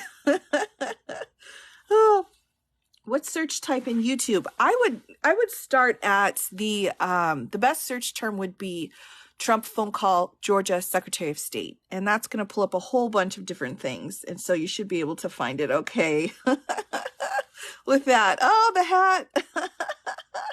Mark the puck. Oh, my goodness. Oh, my gosh. We're running off. Oh, we're running off the scales. Okay. Oh, please show the entire photo. I can only do kind of pieces at a time here. You'll have to forgive me. My space is limited. Oh my goodness, look at that. Oh, thank you so much. But yes, we've got all of the people here. We've still he just follows wherever he goes, it gets followed. That's hilarious. Oh my goodness. Oh my goodness gracious. No, it'll always be funny. It doesn't matter. It'll always be funny to me. All right. Very thankful, everyone. Okay, everyone. I'm taking it away now. I'm going to get back into the phone call. Oh, thank you so much. Oh, thank you so much. No, it's public information. Here we go. Off we go. Thank you. Thank you very much, everybody, for that. Those chuckles, well needed chuckles. Appreciate it. All right. Well, let's hop back in again, because things are starting to heat up here. Things are going to get a little bit nasty. So we'll kind of take a look at that. Anything going to happen from this? He's not going to be convicted. Well, we'll see. It'll be up to the jury to decide. All right. Thank you so much. Seriously, thank you everybody for the gifts. I'm very appreciative of that, just for the laughs as well as the support. I'm thankful. All right, let's jump back in. Here we go. No, you don't. No, you don't. You don't have. Not even close. You're off by hundreds of thousands of votes, and just on the small numbers, you're off on these numbers. And these numbers can't be judged. Well, why won't?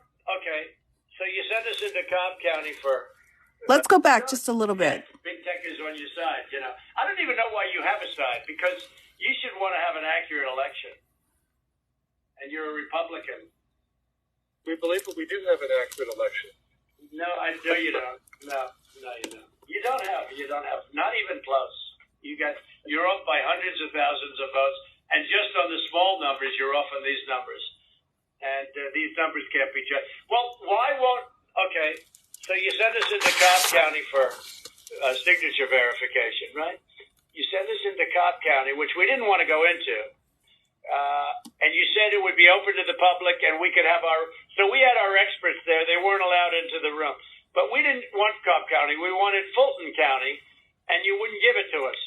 Now, why aren't we doing signature, and why can't it be open to the public, and why can't we have professionals do it instead of rank amateurs that will never find anything and don't want to find anything? Whoa. They don't want to find. They don't want to find anything. Ooh. Someday you'll tell me the reason why, because I don't understand your reasoning. But someday you'll tell me the reason why.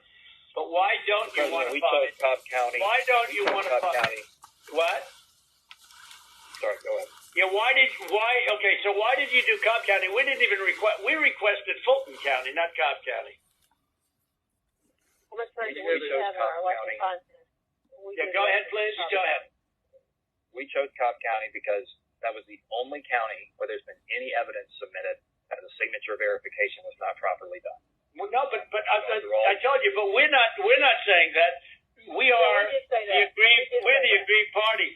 Fulton County, look, Stacey, in my opinion, Stacey is as dishonest as they come. She has outplayed you at every heart, at everything. She got you to sign a totally unconstitutional agreement, which is a disastrous agreement. You can't check signatures. You can't do it. I can't imagine you're allowed to do harvesting, I guess, in that agreement. That agreement is a disaster for this country. But she got you somehow to sign that thing, and she's outsmarted you at every step.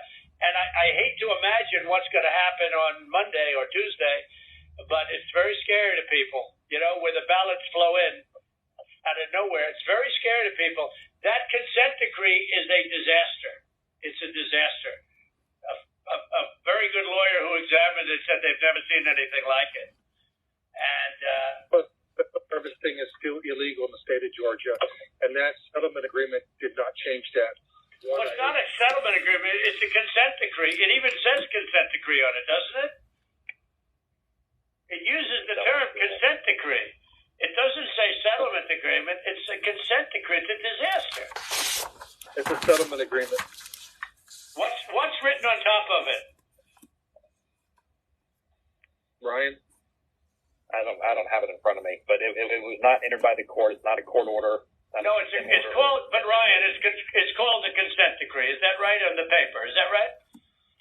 I don't believe so. But I don't have it in front of me. Okay. Whatever. It's a disaster. It's a disaster.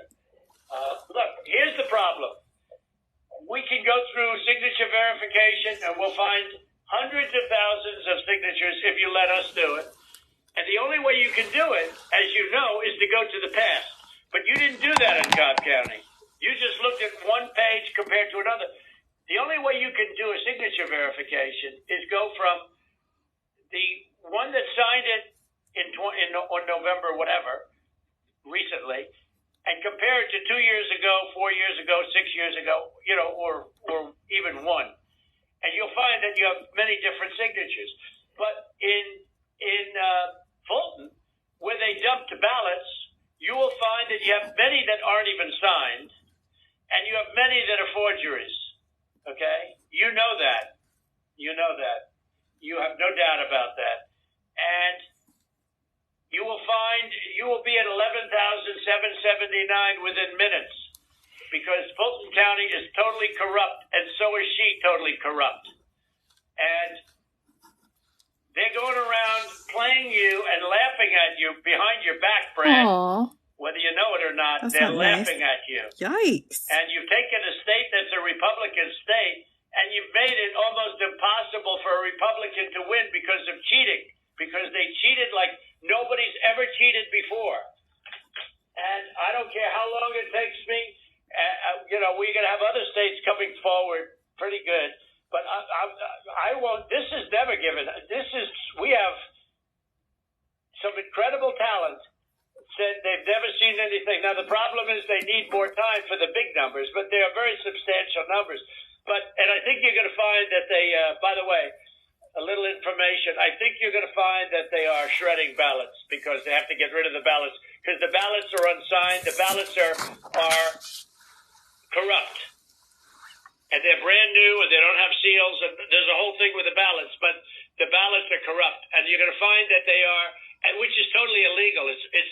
It's more illegal for you than it is for them because you know what they did and you're not reporting it. That's a criminal offense. And you can't let that happen. That's a big risk to you and to Ryan, your lawyer. That's a big risk. But they are shredding ballots, in my opinion, based on what I've heard, and they are removing machinery, and they're moving it as fast as they can. Both of which are criminal fines, and you can't let it happen, and you are letting it happen. I'm notifying you that you're letting it happen.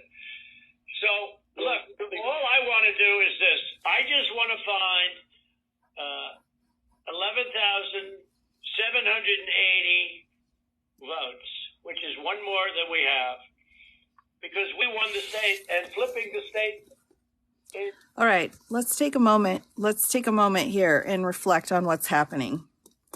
All right, let's go back and listen to that. These are his own words. All right, the whole time we've been talking about what the problems have been, all the fraudulent votes, the dead people, the suitcases, the election workers stuffing the ballots, the absentee ballots, the provisional ballots, Stacey Abrams. I mean, everything you could possibly think of. We're putting that all into a pot and we're talking about it.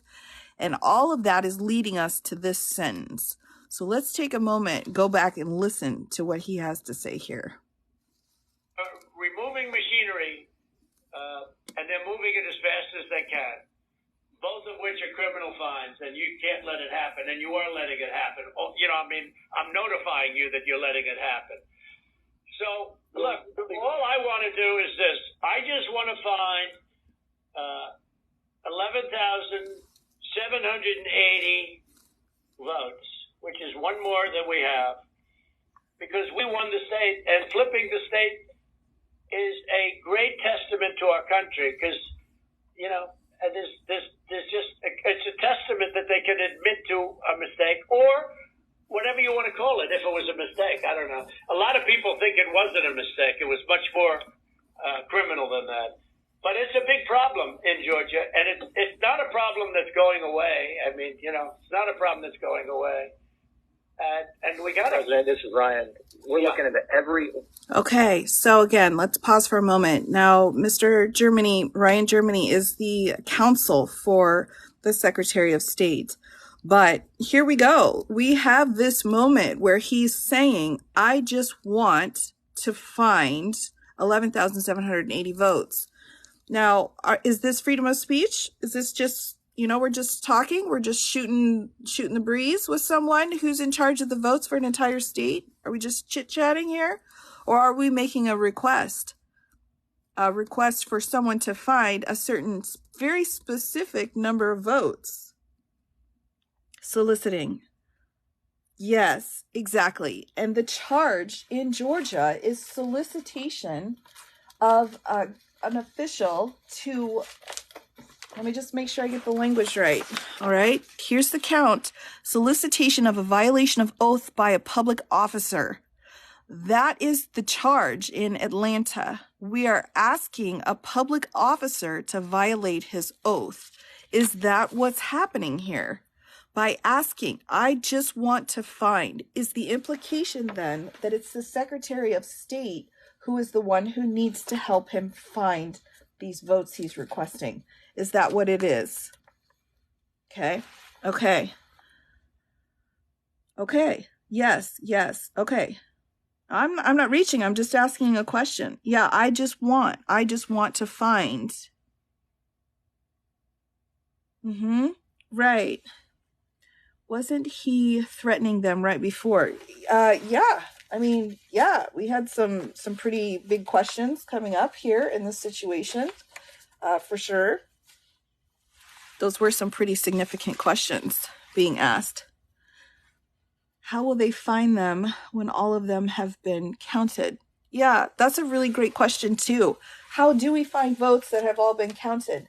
And the Secretary of State is just saying to him over and over and over again, we investigated, we looked into it. The Florida Bureau of Investigation looked into it. They came back. We talked to Congress. We talked to the Senate. We talked to the House.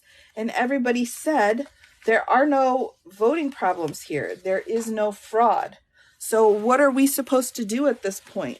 What could the Secretary of State possibly have said to have taken this situation and diminished it and reduced it? I really have no idea.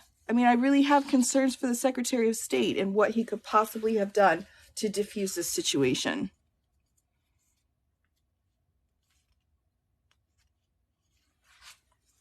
I mean, I hear lots of people and I see your comments in here, do this, do that, blah, blah, blah. But what I'm saying is, he's saying right here, he wants to find the votes. He's saying there's all of these other places that had problems with the votes, okay? But now he's saying he wants to find them. But it's like, why are you finding votes that you already said had problems? Right. There's not a shred of voter evidence, not according to the law enforcement that's involved in the elections. I want is not in order. No, but it speaks to intent, doesn't it? If he's claiming hundreds of thousands of votes were missing, why is he asking for 11,780 votes? Well, that's an excellent question. Why that specific number? Why not 11,779? What's the difference? Right? Right. All right, let's jump back in. We've still got some more very interesting information coming into us. So here we go. Those things that you mentioned. Okay, that's good. But if you find them, you got to say it, right? Look. And there, let me ask you, right, and then throwing ballots. Let me tell you what we are seeing. Go ahead. not at all what you're describing. And these are investigators from our office. These are investigators from GBI, and they're looking and they're good, and that's not what they're seeing. And we'll keep looking. We'll keep looking at all these things. Well, you better check on the ballots because they are shredding ballots, Brian. I'm just telling you, Ryan. They're shredding ballots, and you should look at that very carefully because that's so illegal. You know. You may not even believe it because it's so bad, but they're shredding ballots because they think we're going to eventually get there because we'll eventually get into vote. You know, it's in my opinion, it's never too late. So, little double sound deck. So that's the story, folks. Look, we need only 11,000 votes. We have far more than that as it stands now. We'll have more and more. And do you have provisional ballots at all, Brad? Provisional ballots? Provisional ballots are allowed, by state law. Sure. But you have them? I mean, are they counted or did you just hold them back because they, in other words, how many provisional ballots do you have in the state? We'll get you that number. Because most of them are made out to the name Trump, because these are people that were scammed when they came in, and we have thousands of people that have testified or that want to testify. When they came in, they were proudly going to vote on November 3rd, and they were told, I'm sorry, you've already been voted for, you've already voted. The women, men started screaming, no, I proudly voted till November 3rd. They said, I'm sorry, but you already been voted for. And you have a ballot. And these people are beside themselves. So they went out and they filled in a provisional ballot, putting the name Trump on it. And what about that batch of military ballots that came in? And even though I won the military by a lot, it was 100% Trump. 100% Biden. Do you know about that? A large group of ballots came in. I think it was to Fulton County. And they just happened to be 100% for Trump, even though Trump won the military by a lot, a tremendous amount. But these ballots were 100% for Biden. And you know about that? A very substantial number came in, all for Biden. Does anybody know about it? I know about it, but we were never. Well, okay, Cleta, wait. I'm not asking you, Cleta, honestly. I'm asking Brad. Do you know about the military ballots that we have confirmed now? Do you know about the military ballots that came in that were 100%? I mean, 100% for Biden. Do you know about that? I don't know about that. I do know that we have when military ballots come in, it's not just military. It's also military and overseas citizens. The military part of that does generally go Republican. The overseas citizen part of it generally goes very Democrat. No, but this was a mix of them. Yeah, that's okay.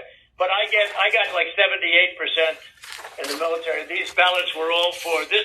They didn't tell me overseas. Could be overseas too, but I get votes overseas too, Ryan. In all fairness. No, they came in. A large batch came in, and it was quote 100% for Biden, and that is criminal. That's criminal. Okay, that's another criminal. That's another of the many criminal events. Many criminal events here. No, he doesn't. I don't know. Look, Brad, I have to find 12,000 votes, and I have them times a lot, and therefore I won the state. That's before we go to the next step, which is in the process of right now. And I watched you this morning, and you said, well, there was no criminality, but I mean, all of this stuff is very dangerous stuff. When you talk about no criminality, I think it's very dangerous for you to say that. I just don't know why you don't want to have the votes counted as they are. Like even you, when you went and did that check, and I was surprised because, I didn't consider the check, and we found a few thousand votes that were against me. I was actually surprised because the way that check was done, all you're doing is recertifying existing votes. And you were given votes and you just counted them up, and you still found 3,000 that were bad. That was sort of surprising. That came down to 3 or 5. I don't know. It was still a lot of votes, but you have to go back to check from past years with respect to signatures. And if you check with Fulton County, you'll have hundreds of thousands because they dumped ballots into Fulton County and the other county next to it. So what are we going to do here, folks? I only need 11,000 votes. Fellas, I need 11,000 votes. Give me a break. We have that in spades already, or we can keep it going. But that's not fair to the voters of Georgia because they're going to see what happened. And they're going to see what happened. I mean, I'll take on anybody you want with regard to and her lovely daughter. A very lovely young lady. Yikes. But I will take on anybody you want. And the minimum, there were 18. We're talking about the election worker. That's why her name's being bleeped out. The one that just won the default judgment against Rudy Giuliani. So he's talking about her and her lovely daughter and taking her on. So let's just take a moment here to note that is what's being spoken about right here. Let's go ahead, back up just a minute here so I can catch that again. Give me a break. We have but it's surprising. That came down to 3 or 5. I don't know. It was still a lot of votes, but you have to go back to check from past years with respect to signatures. And if you check with Fulton County, you'll have hundreds of thousands because they dumped ballots into Fulton County and the other county next to it. So what are we going to do here, folks? I only need 11,000 votes. Fellas, I need 11,000 votes. Give me a break.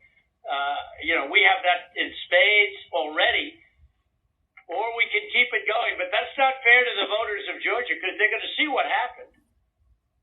And they're going to see what happened. I mean, I'll take on anybody you want with regard to and her lovely daughter. A very lovely young lady, I'm sure. But I will take on anybody you want. And the minimum, there were 18,000 ballots, but they used them 3 times. So that's, a lot of votes. And that one event, and they were all to Biden, by the way. That's the other thing we didn't say. One thing I forgot to say, which was the most important. Do you know that every single ballot she did went to Biden? You know that, right? Do you know that, by the way, Brett?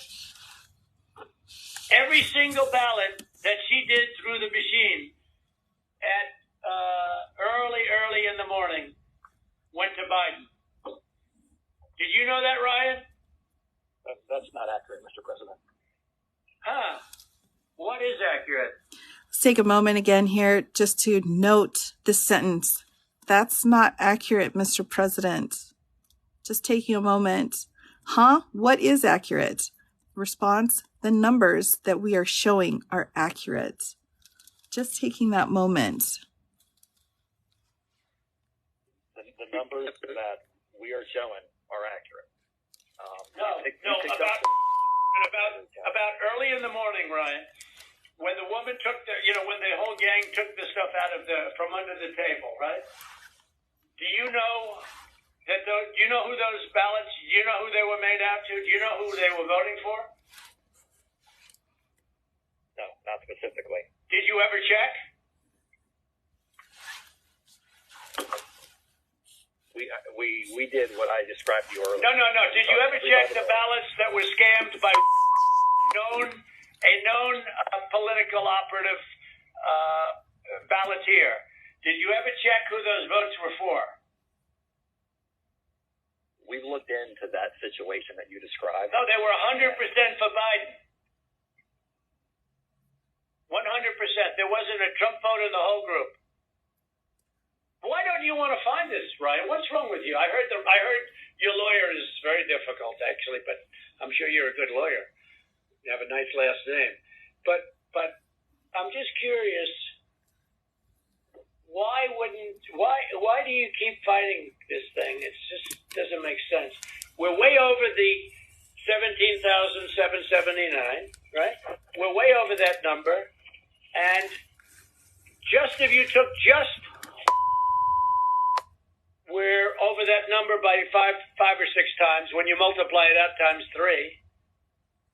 And every single ballot went to Biden. And you didn't know that, but now you know it. So tell me, Brad, what are we going to do? We won the election, and it's not fair to take it away from us like this. And it's going to be very costly in many ways. And I think you have to say that you're going to re-examine it, and you can re-examine it, but re-examine it with people that want to find answers, not people that don't want to find answers. For instance, I'm hearing Ryan, and he's probably, I'm sure, a great lawyer and everything, but he's making statements about those ballots that he doesn't know. But he's making them with such, he did make them with surety, but now I think he's less sure, because the answer is they all went to Biden. And that alone wins us the election by a lot. You know. Mr. President, you have people that submit information, and we have our people that submit information, and then it comes before the court, and the court then has to make a determination. We have to stand by our numbers. We believe our numbers are right. Why do you say that, though? I don't know. I mean, sure, we can play this game with the courts, but why do you say that? First of all, they don't even assign us a judge. They don't even assign us a judge. But why wouldn't you, hey, Brad, why wouldn't you want to check out, and why wouldn't you want to say, hey, if in fact President Trump is right about that, then he wins the state of Georgia, just that one incident alone, without going through hundreds of thousands of drop ballots. You just say you stick by, I mean, I've been watching you for, you don't care about anything. Your numbers are right. But your numbers aren't right. They're really wrong. And they're really wrong, Brad. And I know this phone call's going nowhere other than ultimately, look, ultimately I win, okay? Because Mr. Secretary, you guys are so wrong, and you've treated the population of Georgia so badly. Between you and your governor, who was down at 21, he was down 21 points, and like a schmuck, I endorsed him, and he got elected. But I will tell you, he's a disaster, and he'll never. I can't imagine. The people are so angry in Georgia. I can't imagine he's ever getting elected again. I'll tell you that much right now. But why wouldn't you want to find the right answer, Brad, instead of keep saying that the numbers are right? Because those numbers are so wrong. Mr. Secretary, Mr. President, I mean, one of the things that we have been, Alex can talk about this, we've talked about it, and I don't know whether the information has been conveyed to your office, but I think what the President's saying, what we've been trying to do is to say, look, the court is not acting on our petition. They haven't even assigned a judge. But the people of Georgia and the people of America have a right to know the answers. And you have data and records that we don't have access to. And you keep telling us and making public statements that you've investigated this and, nothing to see here. But we don't know about that. All we know is what you tell us. What I don't understand is why it wouldn't be in everyone's best interest to try to get to the bottom, compare the numbers. If you say, because to try to be able to get to the truth, and that because we don't have any way of confirming what you're telling us. You tell us that you've had an investigation of the State Farm Arena. I don't have any report. I've never seen a report of investigation. I don't know what that is. I've been very involved in this, and I don't know. And that's just one of like 25 categories. And it doesn't even, and as the President said, we haven't even gotten into the Dominion issue. That's not part of our case. It's not part of, we just didn't feel as though we had any way to be able to develop. No, we do have a way, but I don't want to get into it because we found a way in other states, later, excuse me, but we don't need it because we're only down 11,000 votes, so we don't even need it. Right. I personally think they're corrupt as hell, But we don't need that because all we have to do, Clayton, is find 11,000 plus votes. So we don't need that. I'm not looking to shake up the whole world. We won Georgia easily. We won it by hundreds of thousands of votes. But if you go by basic, simple numbers, we won it easily. So we're not giving Dominion a pass on the record. Right, exactly. But we just don't, we don't need Dominion because we have so many other votes that we don't need to prove it any more than we already have. Mr. President, Lita, this is Kurt Hilbert, if I might interject here for a moment. Ryan, I would like to suggest that just 4 categories that have already been mentioned by the president that have actually hard numbers of 24,149 votes that were counted illegally. That in and of itself is sufficient to change the results or place the outcome in doubt. We would like to just sit down with your office, and we can do it through purposes of compromise and settlement, just like this phone call, just to deal with that limited category of votes.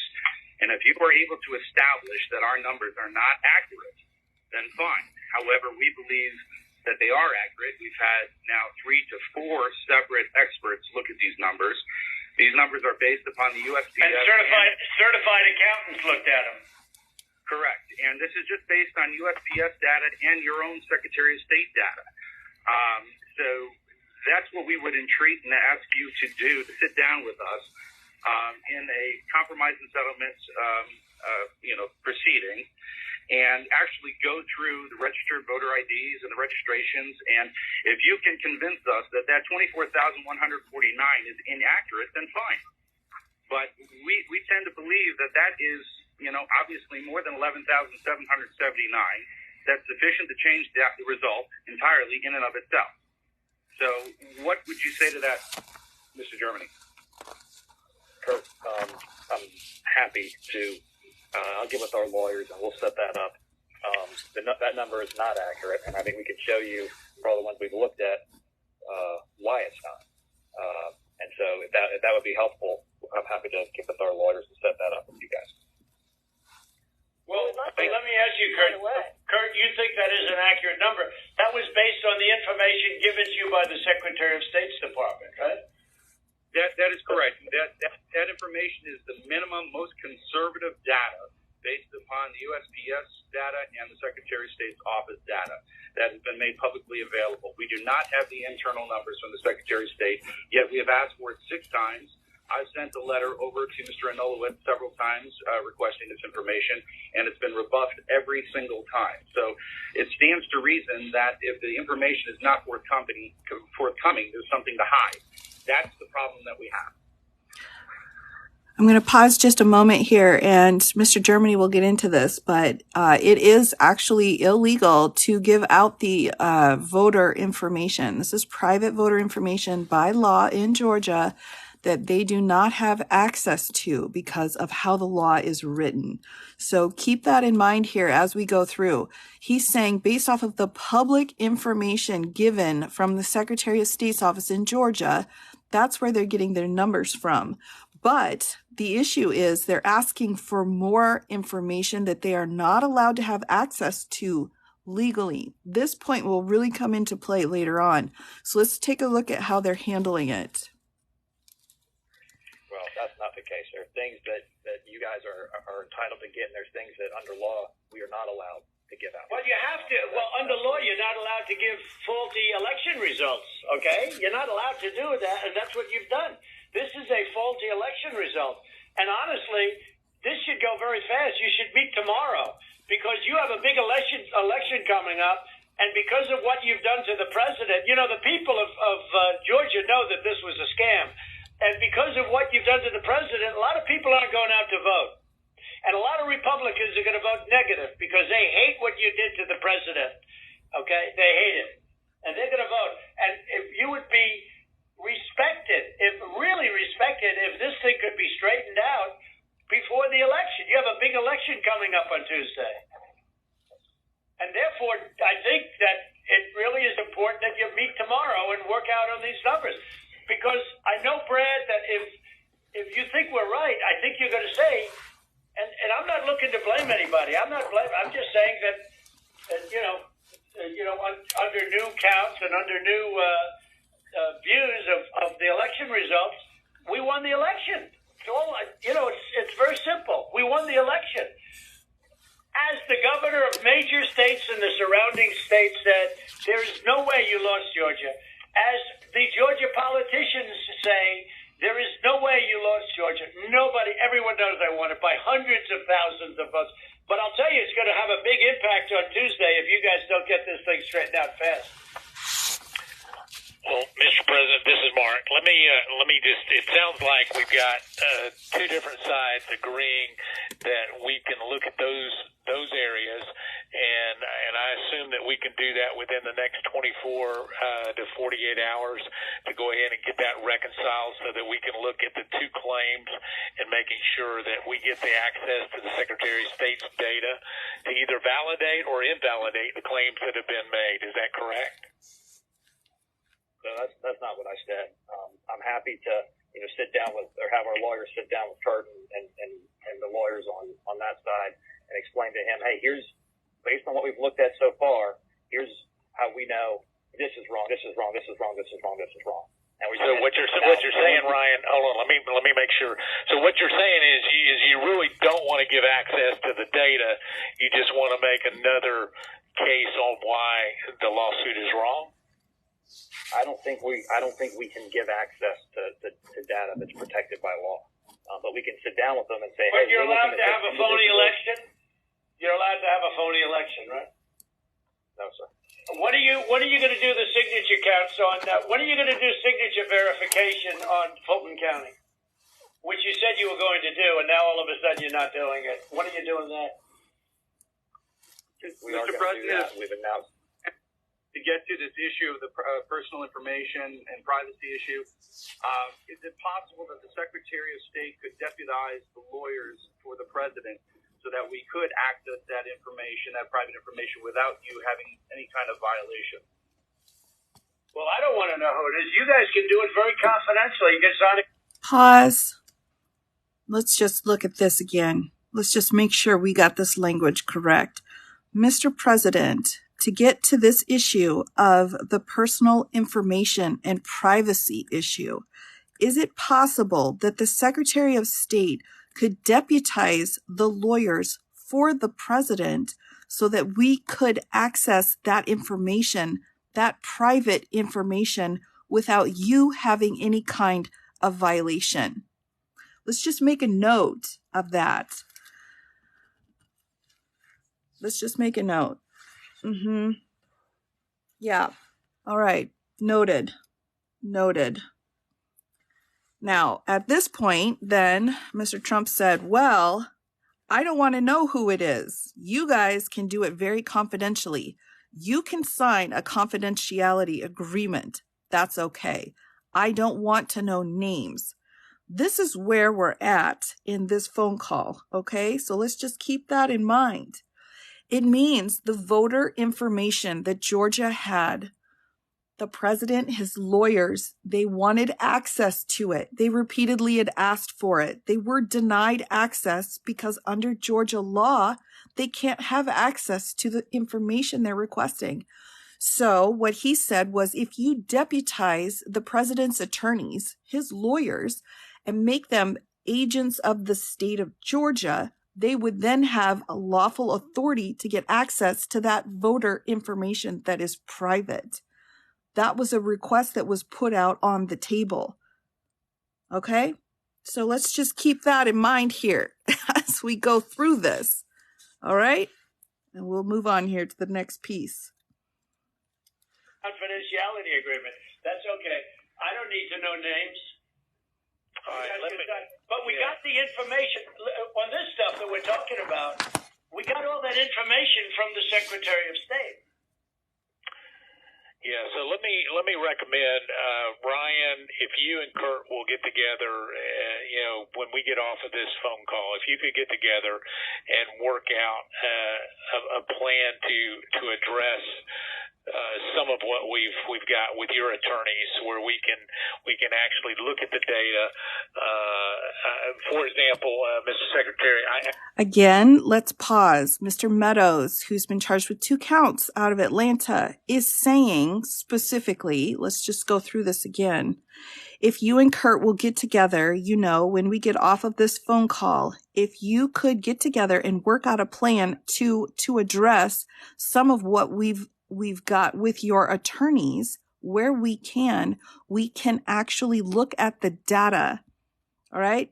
So Mr. Meadows is now saying, hey, what can we do with the attorneys? And this is his language. These are his words he's using.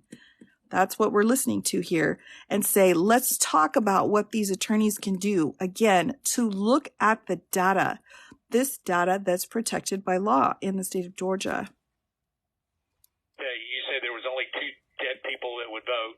I can promise you there are more than that, and that may be what your investigation shows. But again, let's remember back to what the Secretary of State had said before, where they had someone coming in to various places showing the actual data that was pulled, that there were 2 people. That is the facts. That is factual data collected by people who know how to do it. And Mr. Meadows is saying, I don't think that's correct, which he can do. That can be his opinion. I promise you there are more than that. But at the same time, I think it's important that we go ahead and move expeditiously to try to do this and resolve it as quickly as we possibly can. And if that's the good next step, hopefully we can finish this phone call and go ahead and agree that the 2 of you will get together immediately. Well, why don't my lawyers show you where you got the information? It'll show the Secretary of State, and you don't even have to look at any names. We don't want names. We don't care. But we got that information from you. And Stacey Abrams is laughing about, she's going around saying these guys are dumber than a rock. What she's done to this party is unbelievable, I tell you. And I only ran against her once, and that was with a guy named Brian Kemp, and I beat her. And if I didn't run, Brian wouldn't have had even a shot, either in the general or in the primary. He was dead as a doornail. He never thought he had a shot at either one of them. What a schmuck I was. But that's the way it is. That's the way it is. I would like you to, for the attorneys on my side, I'd like you to perhaps meet with Ryan, ideally tomorrow, because I think we should come to a resolution of this before the election. Otherwise, you're going to have people just not voting. They don't want to vote. They hate the state. They hate the governor, and they hate the Secretary of State. I will tell you that right now. And the only people that like you are people that will never vote for you. You know that, Brad, right? They like you, They like you. They can't believe what they found. They want more people like you. So look, can you get together tomorrow? And Brad, we just want the truth. It's simple. And everyone's going to look very good if the truth comes out. It's okay. It takes a little while, but let the truth come out. And the real truth is I won by 400,000 votes, at least. That's the real truth. But we don't need 400,000 votes. We need less than 2,000 votes. And are you guys able to meet tomorrow, Ryan? I'll get with Chris, the lawyer who's representing us in the case, and see when he can get together with Kurt. All right. Ryan will be in touch with the other attorney on this call, Mr. Meadows. Thank you, President Trump, for your time. Okay, thank you, Brad. Thank you, Ryan. Thank you. Thank you, everybody. Thank you. Thank you very much. Bye. President. Okay. So that happened. So we let's talk about it. There's a lot of different moving parts here, right? We've got lots of information being set out. We've got the Secretary of State in Georgia saying your information is bad. We have the information that says your information is bad. The president is repeatedly asking for 11,779 votes or 11,780 votes. What's going on? Is it okay to ask for that? Is it illegal to ask for that? He came up with 400,000 votes because Gabriel had said 400,000 votes, didn't vote because of confusion. Oh, that's interesting. Okay. Would have loved to be a fly on the wall after that. Oh, I know. 11,780 votes. That's all we have to find, right? That's what he's saying. We just need 11,780 votes.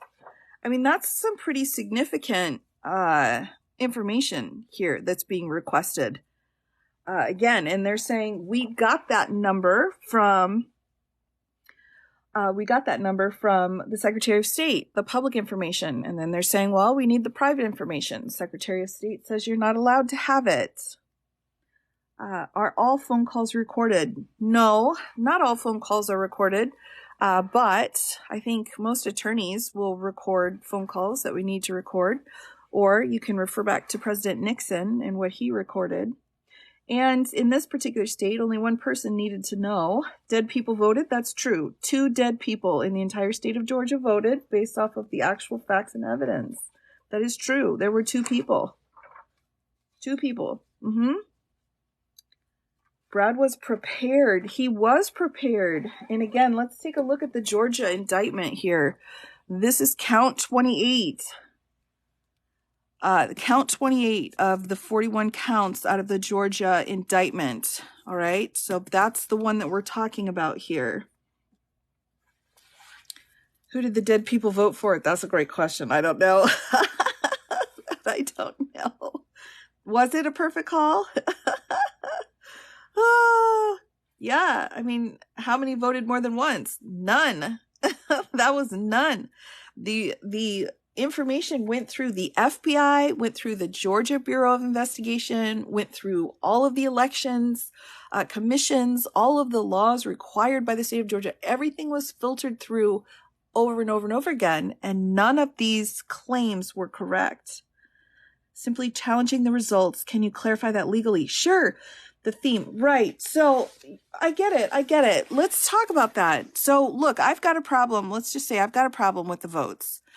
Now, if I think the election has been done incorrectly, I need to file a lawsuit. All right. I need to appeal to the proper channels through the legal process set out in the code. The Georgia Code has procedures set into place. If you think the vote's been done incorrectly, you can even file writs. You can file all kinds of things legally, because that's what you do. When you think something wrong has happened, you go to the legal system, especially when you have this many attorneys at your disposal. You go through the proper legal channels in order to question that. That's what you do. All right. So if you want to ask and say, hey, I've got problems, you go through the courts. When your court over and over and over again denies your claim repeatedly because there's no basis, when a court kicks out a lawsuit, and if you think about how litigious the United States is, you think about what it's going to take for a court to say, I'm not even going to hear your case. That tells you what level of evidence we're looking at here. So asking isn't a bad thing, but conspiring to put pressure on someone to find votes, which is what he did repeatedly, or to say, recount, I'm questioning your election process, even though they already went through all of the proper channels, do it again. Who has the authority to ask Georgia to recount all of the votes they already recounted?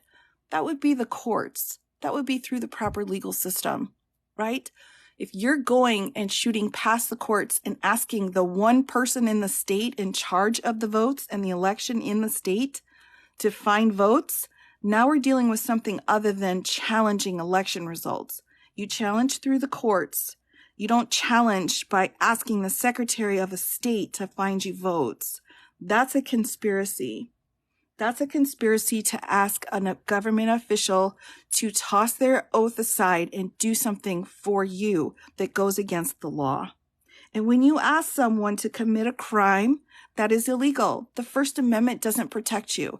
Now, we've talked before about a conspiracy being an inchoate offense, meaning the agreement itself is what the crime is. And an agreement is typically made by people asking questions and answering questions. That's how you make an agreement. So the language you're using is not First Amendment language. It's language in furtherance of a crime, and that crime is conspiracy. That's what an inchoate offense is. So Talking can be a crime when the purpose is to go forward and commit a crime in a conspiracy situation. A criminal conspiracy is part of a RICO charge in Georgia. That's how this all comes together. We don't have a First Amendment right to ask someone to join us in doing something criminal. We just don't. That's not protected by the First Amendment. Yes, and we do. We're all about debating and talking about different questions and answering those questions and looking at both sides. That's what we're all about here.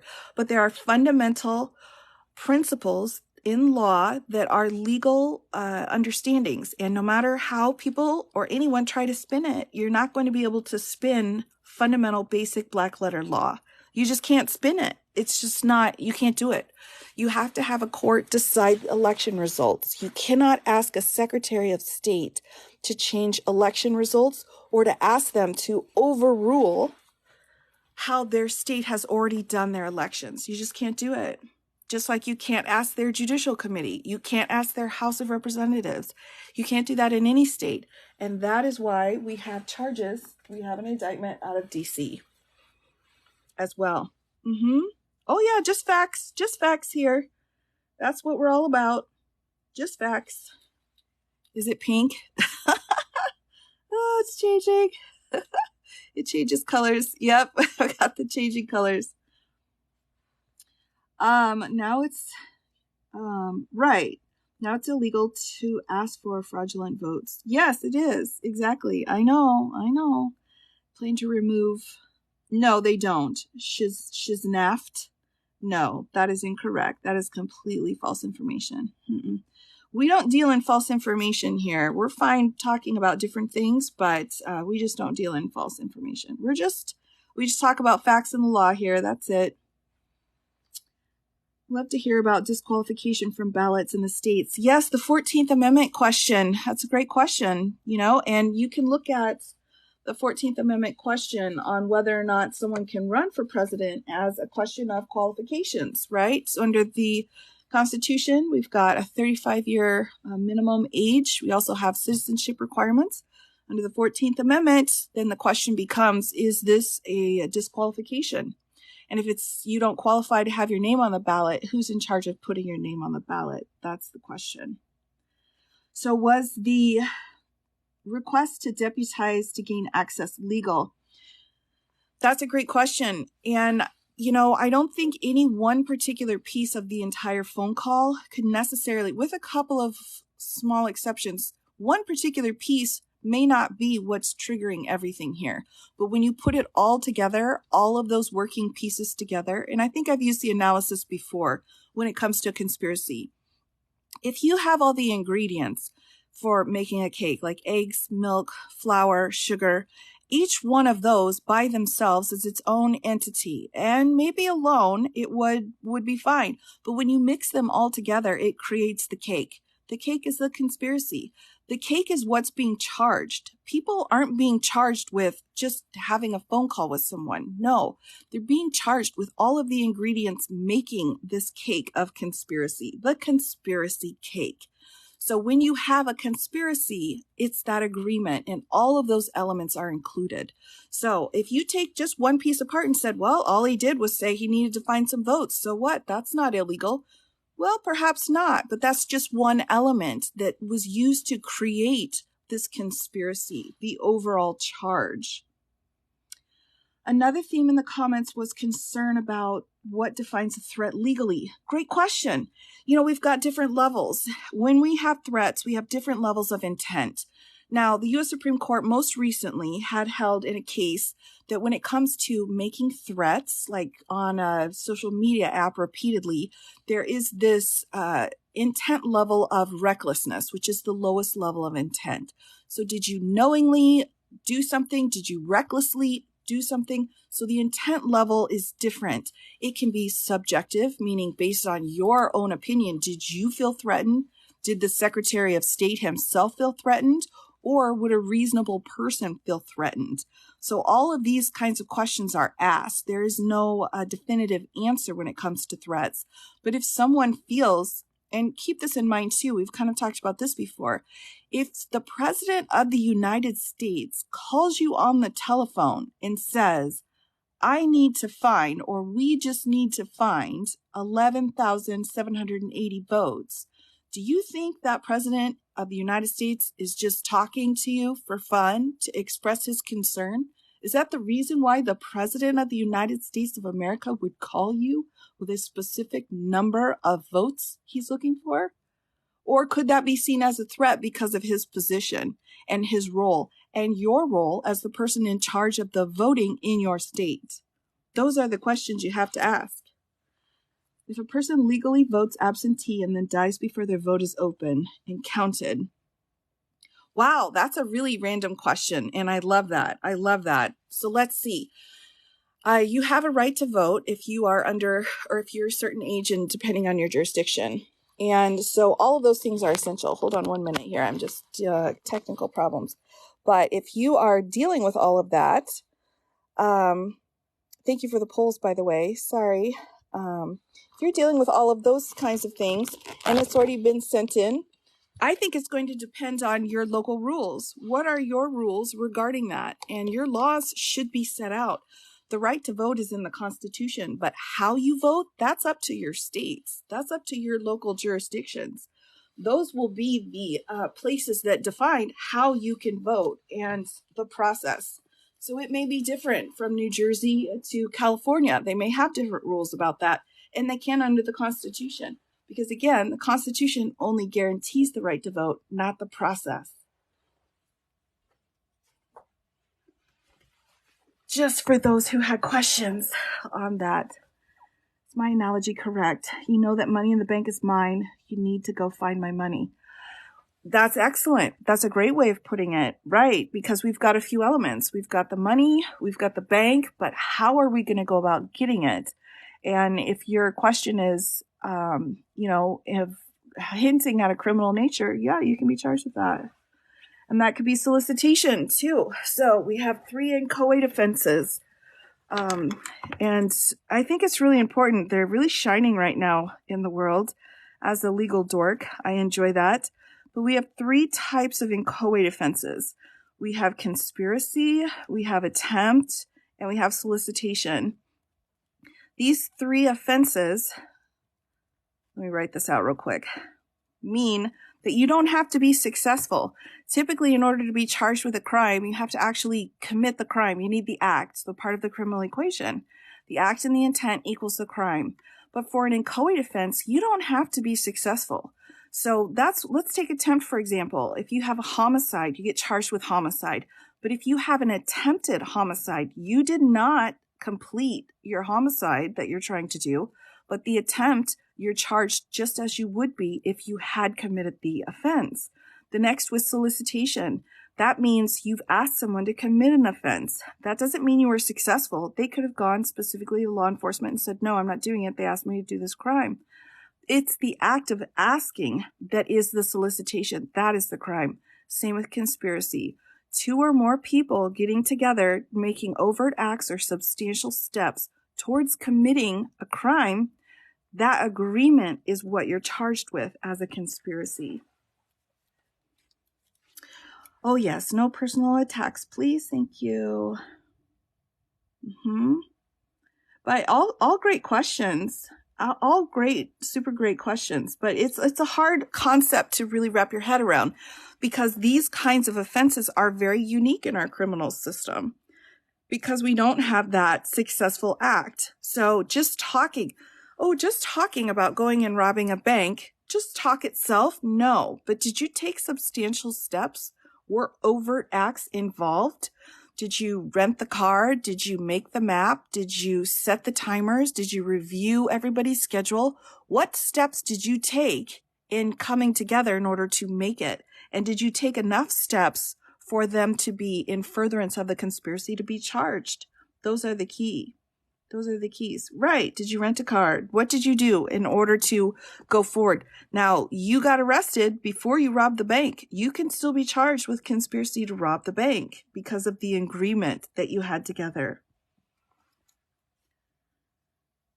What would they have done with the private information? That's a great question.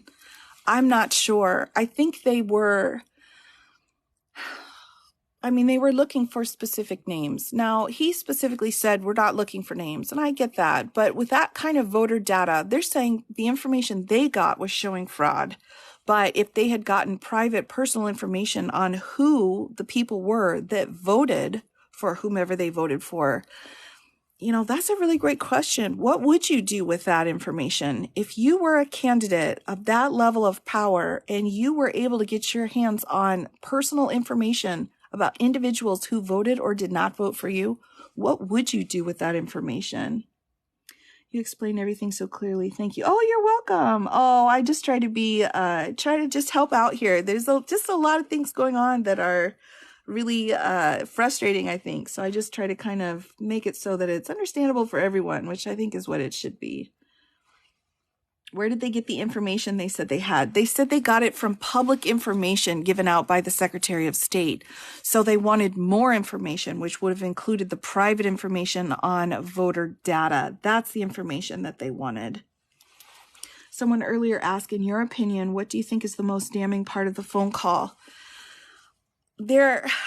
Obviously, anytime he's saying he wants to find votes and then adding such a specific number, I think those two together is pretty damaging information. Again, showing his intent.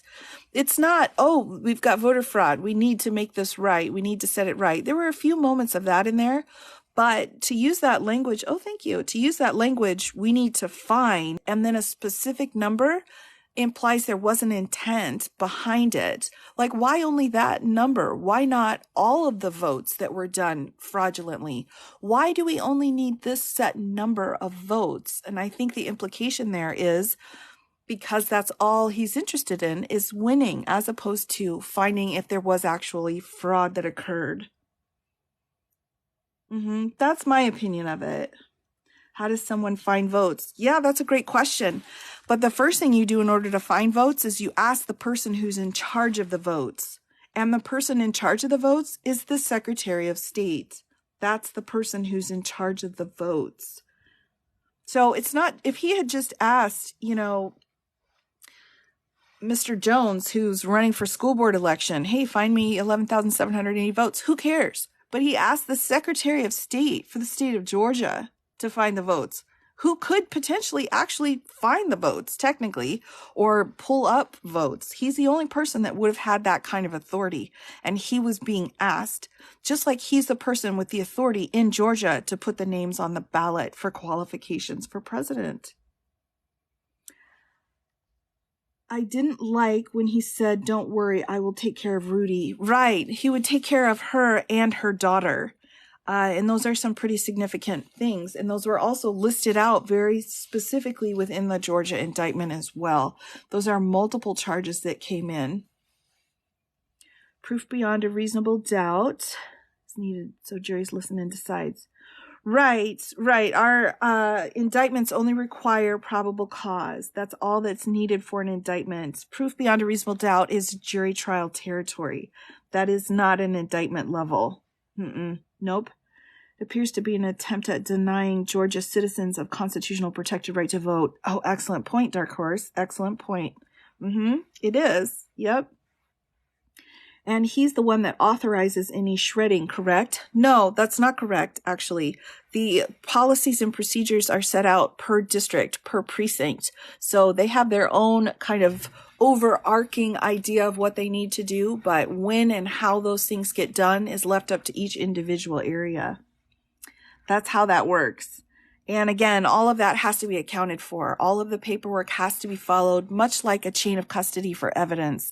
Everything has to be written down, exactly what votes or what ballots or what paper, whatever it was, what year, what time, what happened. All of that is all plugged into a database. And then when they go through and technically shred everything, there's still an electronic record of all of it.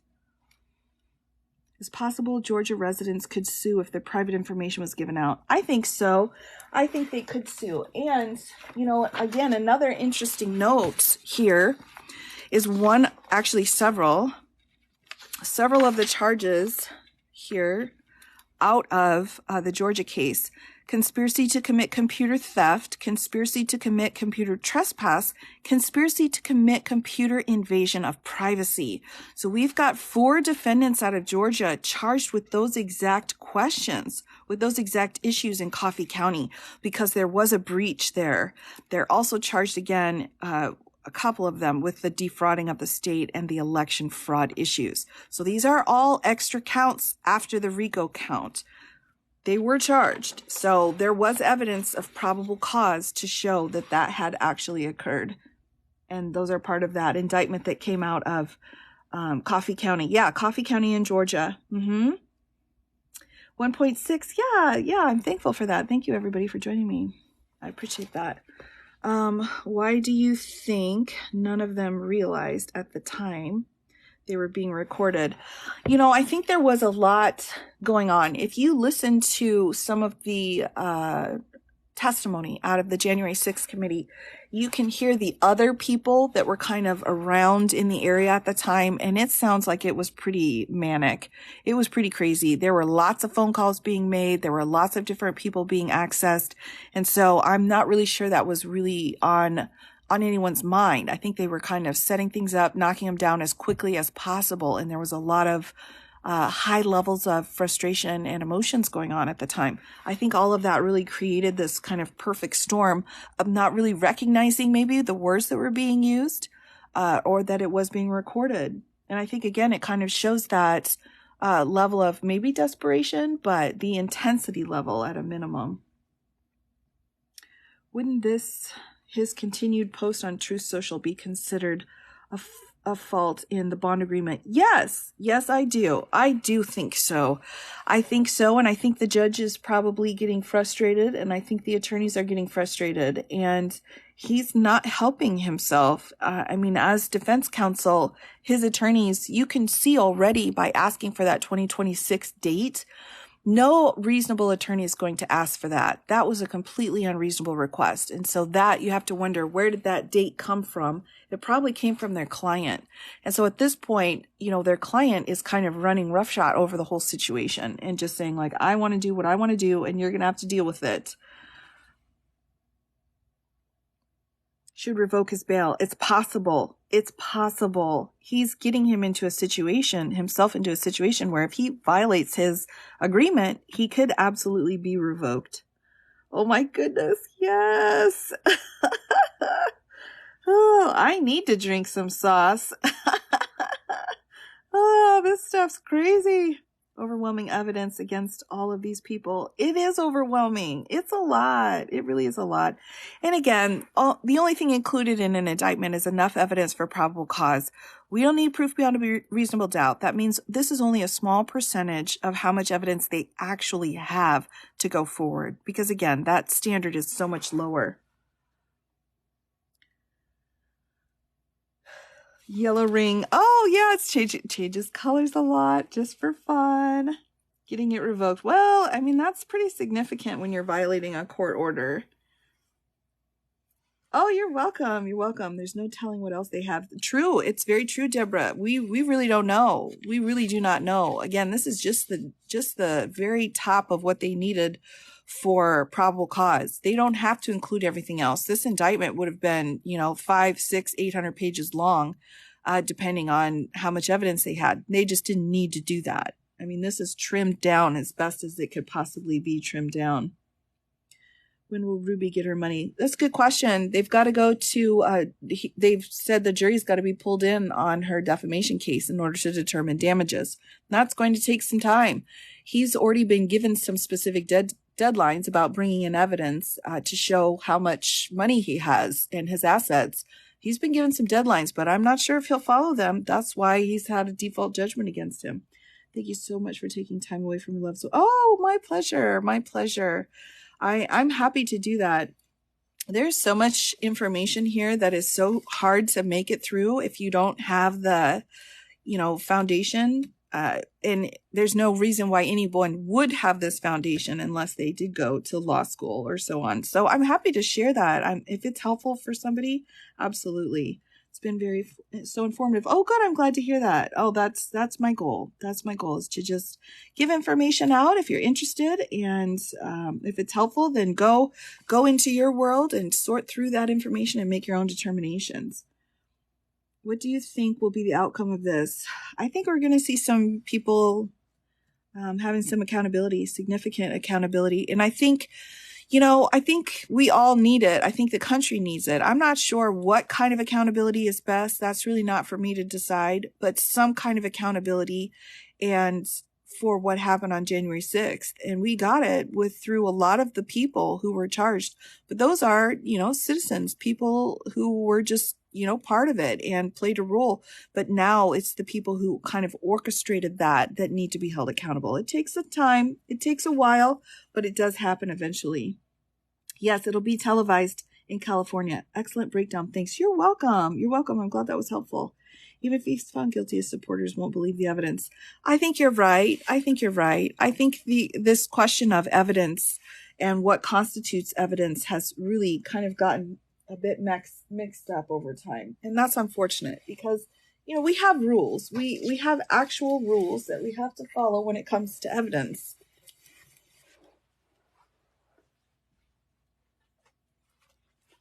And these are the rules, and we just follow those rules, and people just don't want to believe the evidence, even though we're following the rules. I mean, there's really not much more you can do. We have laws, we have rules we have to follow, and that evidence is presented. But if someone just says, no, it's not, I mean, there's not really much you can do to argue against that. Any chance of a gag order, social media attacks? They're trying. I think they've already tried everything they possibly could try. The only thing I think can be done now is to actually have that reality check of being, put into jail, honestly. Do you realize that the outcome of this can impact other countries? Oh, absolutely. Oh, yeah, we know. Oh, yeah. This is having a huge effect on everything. It's huge. It's huge. Oh, yes, thank you. Yeah, it's so hard when we get sometimes with our mods. You guys work so hard, guys and gals. All work so hard. I'm so thankful for your work. Sometimes these comments roll in so quick. It's hard to kind of grab everybody. Would Secret Service be in prison with him if convicted? Secret Service, they're going to just need to make accommodations. And that happens. If you've got a very, unique, special set of circumstances for a particular person, those kind of accommodations can be made. So I have no doubt that accommodations would be made so that all the laws could be followed, but also the sanctions could be implemented. I've got no doubt that it would work out. It would work out. Yeah, definitely. Modlist keeps scrolling the same 30 names. Oh, oh no. If they're not held accountable, other countries will lose faith in the U.S.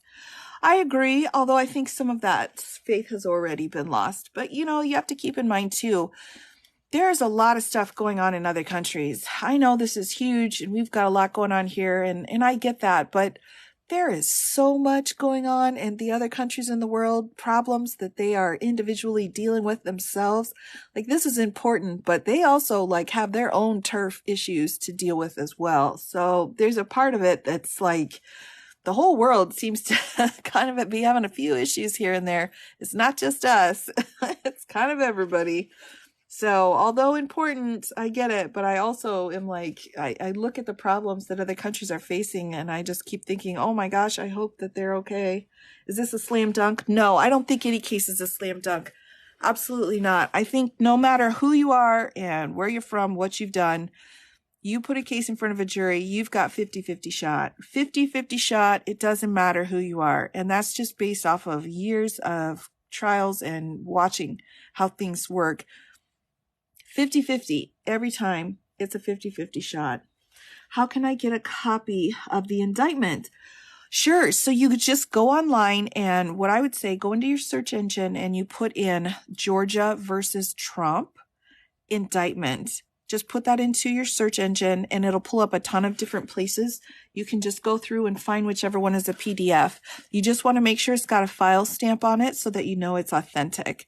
Once it's got this file stamp, the date, and the clerk of court on it, then you know you've got the real one. But yep, you can absolutely find it. There's just lots of different places depending on where you live. It will pull up different options for you. So I don't give out a specific website just because there are so many places now. Are they going to find an unbiased jury, though, is what I'm wondering. Sure. We always find one. We always find the best that we can possibly do. Now, if there's a problem with the jury in the end, of course, that's an appealable issue. So after conviction, you can appeal if you think the jury's been messed with. But we always find a jury, no matter how famous the person is, no matter what the crimes are, or how complicated the issues are. We always find a jury, and we are trained, it's part of our job, especially as trial attorneys, to pull out jurors who can be unbiased, who can make it so that we don't get appealed, because that's our worst fear. We don't want to get appealed based off of a jury. So it's our job as attorneys to make sure we have an impartial jury, and we can find one. We always can find impartial jurors. Now, keep in mind, too, an impartial juror is not necessarily someone who's never heard of the defendant or has never heard of the situation. An impartial juror is someone who can look at the facts, look at the jury instructions, check the law, fill out all of the sheets in an unbiased way. So they'll focus on just what's given to them in court and make their decision based off of that. That's what we're looking for in a jury. If a person votes early, legally, and then dies before the vote's counted. Right. And I think you asked that question before. Somebody asked that question. I think it was you, but I'm not sure. It'll depend on your local jurisdiction. You'll have to check your local rules. The process of voting, all of the things that we do like that are your local rules. Yep. That's a great question, though. It's a very interesting question. But yeah, the local procedures, state procedures, and then local, those are all determined at the state local level. If you appeal, do you still go to jail? Yes, Greg, you do. Thanks for joining us, Greg. Good to see you as always. If you are appealing anything, and you can look to any of our defendants, right? Once they're convicted and sentenced, they're kicked off to jail or to prison to start serving their time. It's through that time that they start appealing and going through the appellate process. So anyone who is sentenced and is told when they need to report, you've got to report by that date. You start serving your sentence. Then you go forward with your appeals. So your appeals do not toll or stop your orders in order to go to prison. So that time has to be started to be served, even if you're appealing. Can be chosen to have a judge instead of a jury. Absolutely. You can waive your right to a jury trial. If you so choose, if that's important to you, if you think you've got a better shot with a judge as opposed to a jury, go for it. Some of our most famous cases, actually, that were very high profile, the Liam and Loeb case, I believe, was tried by a judge. And so I think there can be a lot of situations where a judge is a better option. At least I believe so. Now, I'm not 100% on that particular case, but I think so. I'll have to double check. I'll have to fact check myself. Fact check me, everybody. But yeah, we have had some cases where it's been a judge, for sure. The audacity to think you can manufacture votes to tip an election scale is astounding. Oh, George, I agree. It's really disturbing, isn't it? Chances of getting him special treatment for sentencing. I don't think there'll be special treatment for sentencing. I think the sentencing guidelines, especially with the mandatory minimum required for the RICO charge, just have to be taken into place. Now, none of these other charges really have that much time. The other charges with the biggest times are the forgery situations. So we've got the fake electors paperwork, some forgeries involved there. So there's really not that much time on the Georgia case. So I don't know. I mean, if you're looking at minimum maximums, we're really not looking at that much time technically. So no, I don't think there'll be any special accommodations other than he doesn't have any prior convictions, just like any other defendant. If you don't have prior convictions, if you have shown you don't really have a propensity or you're not going to do it again, all of those are factors that the judges look at. Since these are crimes committed while Commander-in-Chief is military prison a potential outcome. Wow, what a great question. No. No, great question. But no, the location of where you serve your time will be dependent on the charges that you are charged with. So here we've got Georgia code sections. In the DC case, we've got U.S. code sections. So those are federal. let me just show you here. Those are federal charges, and so you would serve your time in a federal prison. So we don't have any violation of military law, so you're not going to be put into the military situation. But wow, what a great question. Yeah, nope. I don't think the military, they're served at one time. Yeah. You know, we've really got so many cases going on in this situation. I have no idea how they're all going to take care of it. Not a state election, U.S. election. Wouldn't that constitute a federal trial? Do you mean for the charges in Georgia? Right. So a federal election, right? But the way that it's handled is through the states because of the Electoral College. So the state set out the process for choosing the candidate. It was that process that was state here when they're asking for a specific number of votes, the electors that they're putting in, the false statements, all of these charges, all of them are all specifically dealing with Georgia. And what happened with Georgia. So because of that, these aren't federal charges. These aren't federal crimes. These are crimes having to do with Georgia elections. And Georgia is the one that decides the laws when it comes to how they choose the president. Yep. So we don't have a federal issue here, other than the fact that, you know, they're claiming that it was under the scope of their job as a federal employee, which is what Mr. Meadows is claiming. Who recorded the call? Who turned it in? The Secretary of State recorded it. The DC case, though. Yeah, the DC case. The DC case, the key to the DC case is that there was an obstruction of an official proceeding. So the charge here is that there was the elector vote, how that proceeding went through was interrupted because of the situation that occurred there. So that was the big piece here. The ceremony was interrupted. That's how this was charged. The other thing was conspiracy to defraud the United States with this fake elector scheme. So they're trying to pull these fake electors in. So that's that conspiracy. And that's from multiple states involved. And then the last piece, which is a civil rights violation, which is a conspiracy against rights. So hindering the civil right of the right to vote. That's how the federal charges in the DC case are broken down. What's conspiracy again? Right. So conspiracy is this agreement between two or more people to commit an unlawful act and then taking overt acts or substantial steps towards the accomplishment of that bad act, of that criminal act. So the conspiracy is the agreement itself involving two or more people. That's what makes it so special, a unique piece under criminal law. During the trial, are you going to be able to ask questions? I'm not sure. I'm not sure what you mean. He's asking what's conspiracy against rights? Oh, okay, sure. Yeah, conspiracy against rights. That is the civil rights violation. So at the very, very back of this indictment, I'll just show you since I'm here. We've got from November 14th to January 20th, the defendant did knowingly conspire, confederate, combine, agree with co-conspirators known and unknown to injure, oppress, threaten, and intimidate one or more persons in the free exercise and enjoyment of the right and privilege secured to them by the Constitution and laws of the United States, that is the right to vote and to have one's vote counted. So because they were trying to pull in these fake electors that were not actual representatives of the people who actually voted for the correct electors, that was a civil rights violation for the right to vote. Hopefully that explains it. Thanks for clarifying. Yeah, sometimes when I see these questions, I just kind of, go, they were alternate electors. There are no alternate electors. There's no such thing as an alternate elector. There are no supplement electors.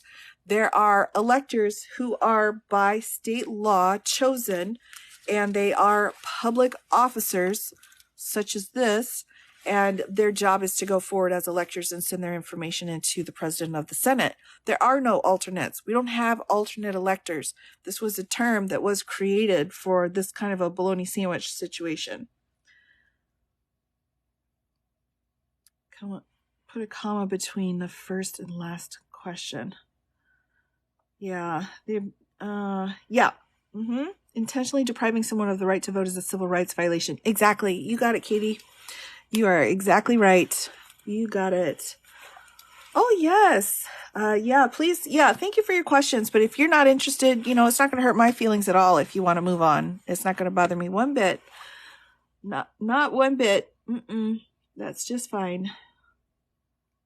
Yep, I'm just here to answer questions and kind of explain things. This whole situation is, really, it can be very frustrating and confusing. So, just trying to kind of shed some light on it for people who are curious about it. Make me want to have a law degree. Oh, well, it's an investment. It's an investment in a lot of things. So, novel legal theories. Well, I'm not so sure. I mean, I don't really have a theory. I've got this Constitution here. That's pretty much my theory. That's all I got for you. And the oath I took to uphold it, which is important. Oh, I'm so glad to hear that, Sunny. Oh, I'm glad to hear it. So we'll remind the mods who are supposed to unmute. We got lost in that long list. Oh, yes. I think it's okay to go ahead. Let's unmute a few and see kind of what happens, but it's up to you. It's up to you, mods, what you want to do. Love your videos. Have learned so much. Oh, Jelly Bean, thank you so much. That's so kind of you to say. I appreciate that.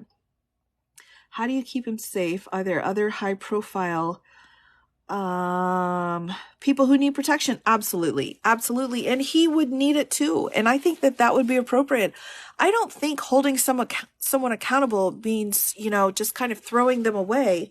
And I mean, we have humans, we are human beings, and holding someone accountable could mean jail time, but it doesn't mean it has to be, in a situation that's at that level of dangerous. We do have a special defendant here. And when looking at sanctions and when looking at accountability. So I think it would absolutely be appropriate to put some special conditions into place in order to make sure everybody's safe. I think that would be appropriate, in my opinion. Oh, yes. Yes, it's been fun. It's been a fun chat tonight. It's been great. Oh, here we go. Oh, no, I was just, oh my goodness. Oh my goodness. Oh no, not the cowboy hat. Oh my goodness. Oh, it cracks me up. Oh, I like how you're neutral and ask questions about I think that's Lisa. I think that's just the best way to learn. I'm all about the learning here. I really have no political agenda whatsoever. I'm just all about, let's just learn about it. Let's figure it out so that it's not so scary and uncomfortable. Do you think his lawyers failed him by allowing him to make such a damaging call? I don't think his lawyers would have had the ability to have stopped him. Truly. I truly don't. He really kind of takes, he really kind of does what he wants to do. That's a lot of muted accounts. Oh dear. Do we need to unpin? I'm sorry, not unpin. Do we need to unmute? I know we had a lot of people kind of, we had a lot of people that kind of came back that were in. So bail isn't stopping him. Not yet, June. Not yet. We'll see. I really don't know what it will take in order for that to happen. Oh yeah, I think it would be a very difficult client. I don't see a list. It only shows about 30 names looped. Okay, well, hold on a minute. Let me see here if I can help out on my end. One moment, please. Let me just see what I can do. I'm going to go ahead and unmute for a little bit and give everyone a chance. It'll be easier for me to just unmute, but go ahead and grab them again if things get out of control. Is that okay? VC, is that all right? If I go ahead and just unmute a big chunk of them, chunk of people. Although I'm nervous. Yes, that works. Okay, let's do that. We'll just do that. Just give me a minute here. One moment, please, everybody. Just one moment. Here we go.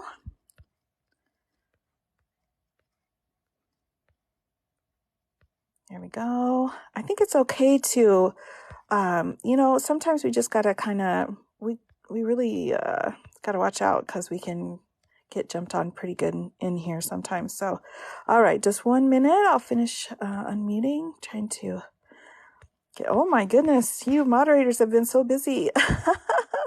Thank you so much for your hard work. Oh my gosh, oh my gosh. All right, just 1 moment here.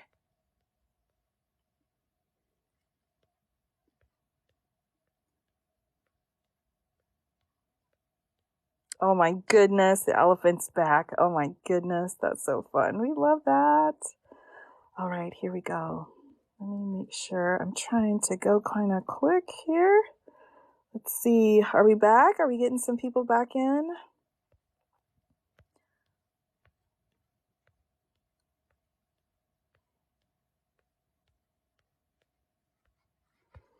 All right, so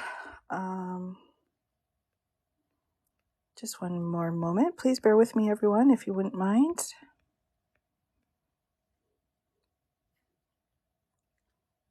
Oh, yeah, no, our numbers hit really high tonight. No, you all have done an amazing job. I'm so thankful. Yep, it'll just take me a minute here. I think you've done wonderful work. I'm thankful. Don't worry about that. We just do our best here. We do our best, but we deal with a lot of people that get really frustrated with us, and sometimes it can really get to be too much. So, gotta kind of do what we can. All right, just 1 moment. Almost done. Maybe, maybe almost done.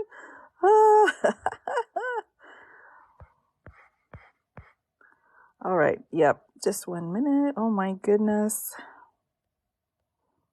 All right. I have to hand unmute each one of these. So it just is taking me a minute here. Let's see if I can get a few more in.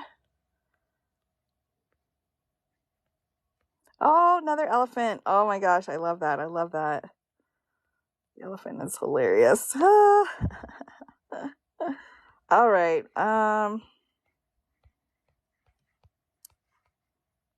Oh my goodness. Well, I'm out. Oh my gosh. I don't know if I can get everybody in. I'm trying here. Get everybody back.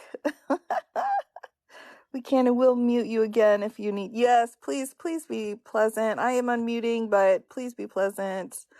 My moderators are working so hard. I'm so thankful. So just please be respectful. Here we go. Okay, just 1 more minute. Oh my goodness. Just about. Oh my goodness. Wow, that mute button was hot tonight. Oh my gosh. Oh my goodness. Oh, look at that. Oh, that's adorable.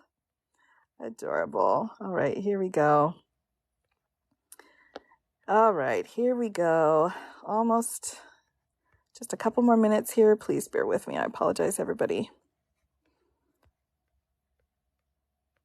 Yeah, we don't block here. We just mute. We just mute because we need a chance to be able to explain things. It's hard to explain things with too many hate comments. So, but sometimes it's hard to keep track of everybody.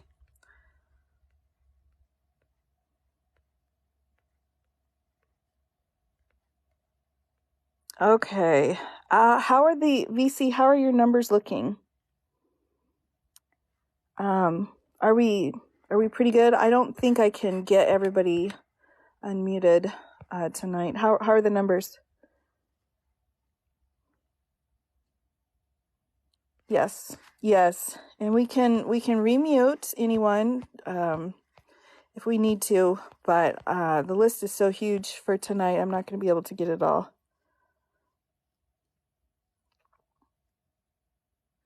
Yeah, how are we doing, VC? Are we doing better? Just leave it. Okay. They've moved on. Excellent. Okay. All right, here we go. We're back. I'm gonna jump back on. I've done what I can to kind of unmute. So please be respectful. I appreciate that. Thank you. Yes. Oh no, I'm happy to help and talk through these things. I think this is a really stressful time. So I just try to kind of explain things as best as I can. Some never learned. Get unmuted and immediately start it up again when they got back in. Oh no! Oh, come on, everybody. Come on.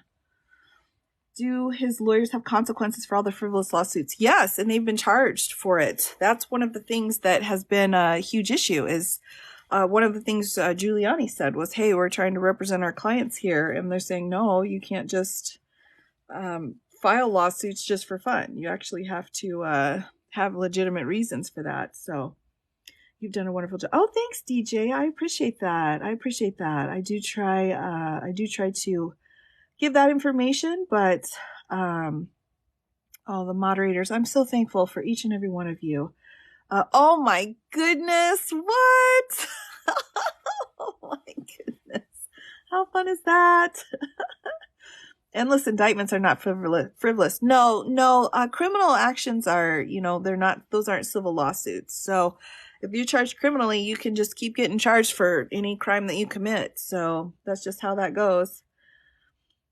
Michael Cohen was his first lawyer to be jailed back in 2018. It seems so long ago, didn't it? Those were so long ago. So long ago.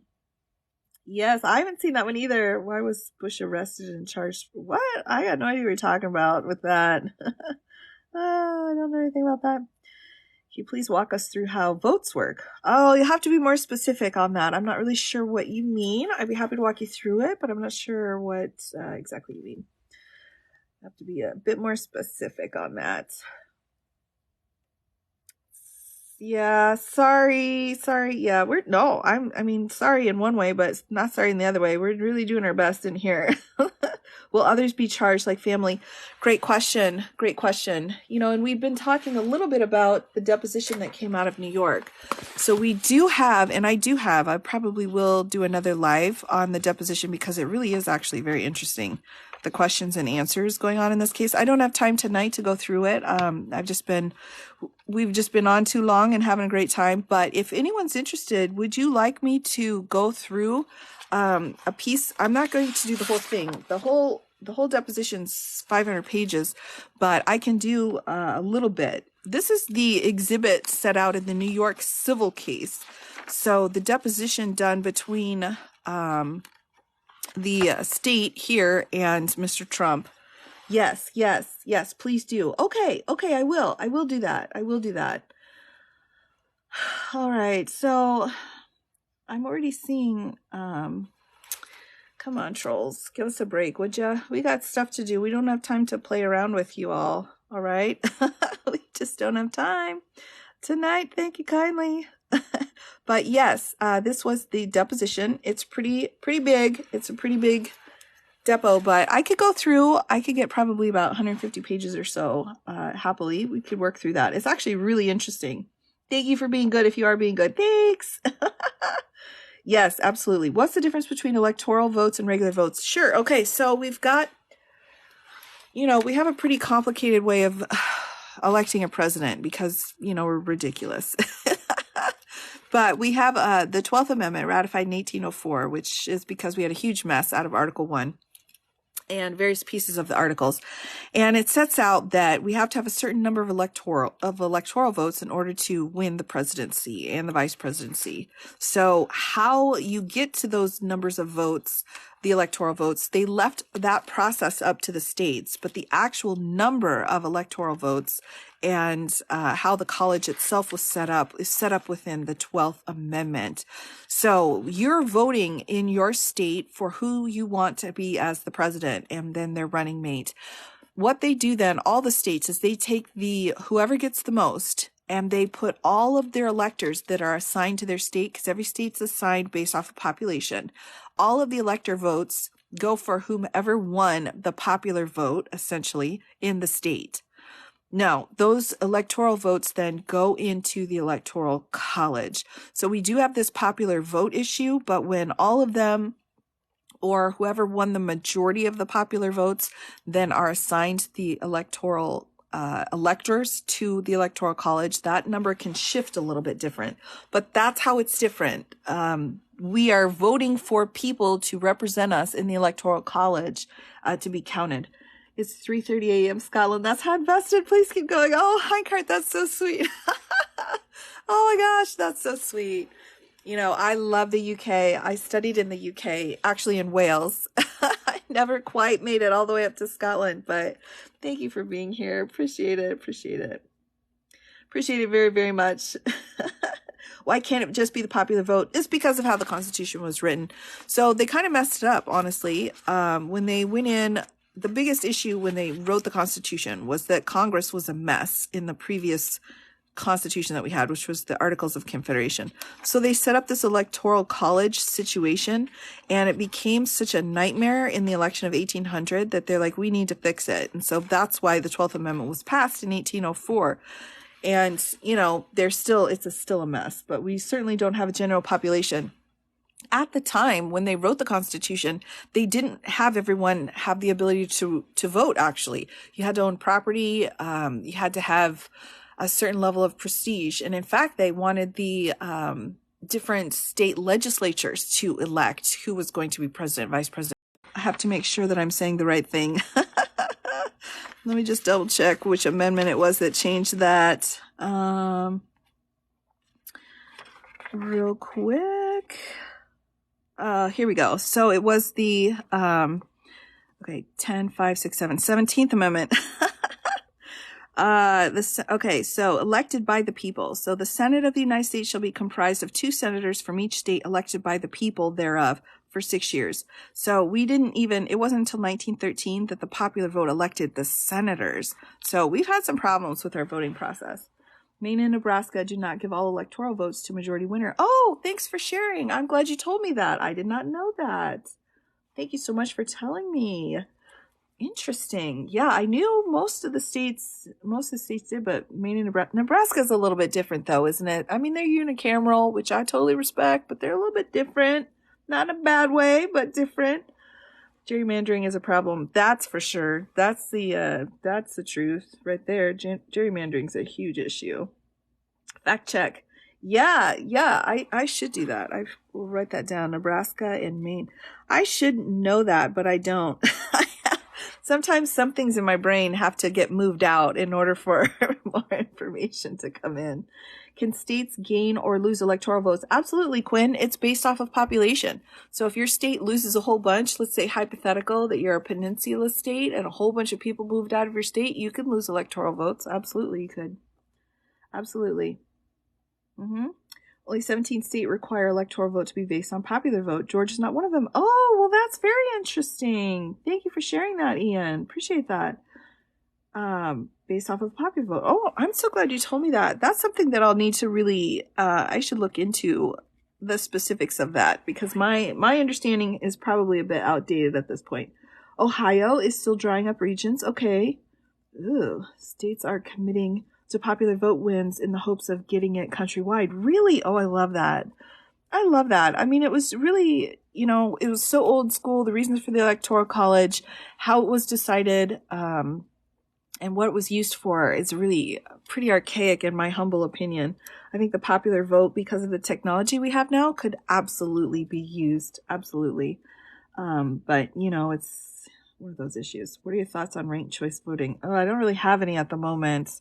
I need to go back in and research my knowledge on how our voting is broken up before I come back and give a full answer on that. I'm fact-checking myself at this point.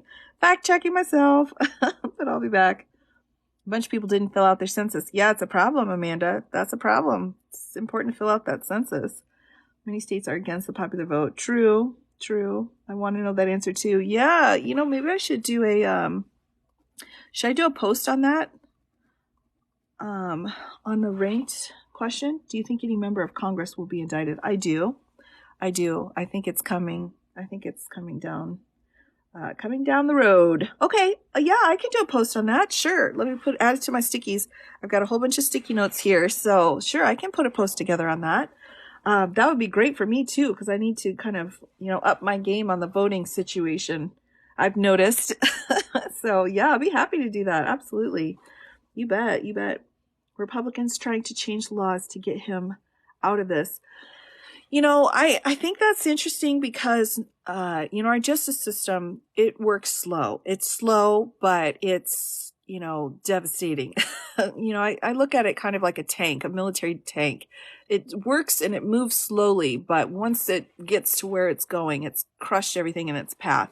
And, our justice system can be a bit that way too. So it doesn't matter how quick these Republicans, I guess, or whomever they are, anyone who's trying to make changes to the law, the process that it takes to get a law actually put into place, with some limited exceptions, just takes time. And so the amount of time that it's going to take, everything is already going. The process is already moving. So I'm not sure that these laws are really going to serve the purpose that they're trying to push them through in order to serve. So I guess that would be my opinion. Who in Congress do you think will be held accountable? Well, I think I'll wait. I don't want to give any spoilers away. No spoilers here. But there were a lot of people called on January 6th. I'm just going to put that out there, okay? I'm going to put that out there. Is this the new Constitution or the old Constitution? Because we all know that there's two. No, there's not two. Trust me on that one. That one you don't need to fact check. Nope, only one. There's only one Constitution that was fully ratified. Now, there are a lot of conspiracy theories about certain pieces of it not being ratified, but those are false. Under the United States Supreme Court, all of the amendments, everything is properly ratified. One Constitution, it replaced the Articles of Confederation, of which there were two. There were the articles, the first articles and the second articles. They were both rubbish, and then we replaced them with the Constitution. But nope, just one. It's difficult to have laws apply retroactively. It is, and you have to be very careful. Just Congress. Yeah, Congress is both the House and the Senate. So Congress covers both of the houses. Oh, is it green now? Is it? Oh, I haven't been noticing. It is green. I just put it in your car. Oh, good. Good. The Constitution Center in Philadelphia has a really amazing copy of the Constitution online for free. And they have a lot of the pieces that have been highlighted that have been changed and which amendments change them. Highly recommend it. So it's the Constitution Center in Philadelphia. They've got a great website. But yeah, and it's free. You can go on and check out different historical pieces of all the amendments and how it was shaped and so on. Yeah, the Constitution Center. Let me actually just grab my copy real quick and I'll show it to you.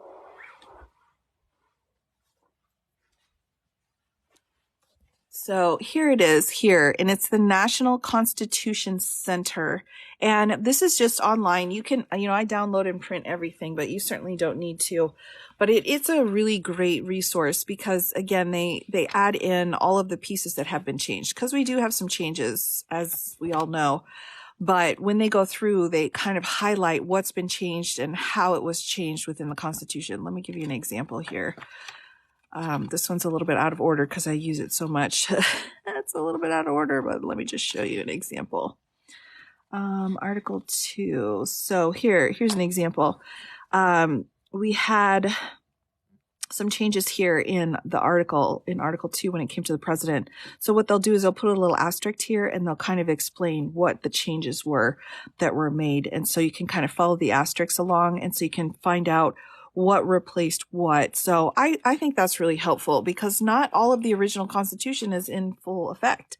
It's just not, based off of different amendments that were passed and so on. So this is out of the National Constitution Center in Philadelphia. Oh, they have a podcast. Oh, I know they've got a YouTube channel, for sure. And they do really good work on that. Absolutely. I've been very impressed.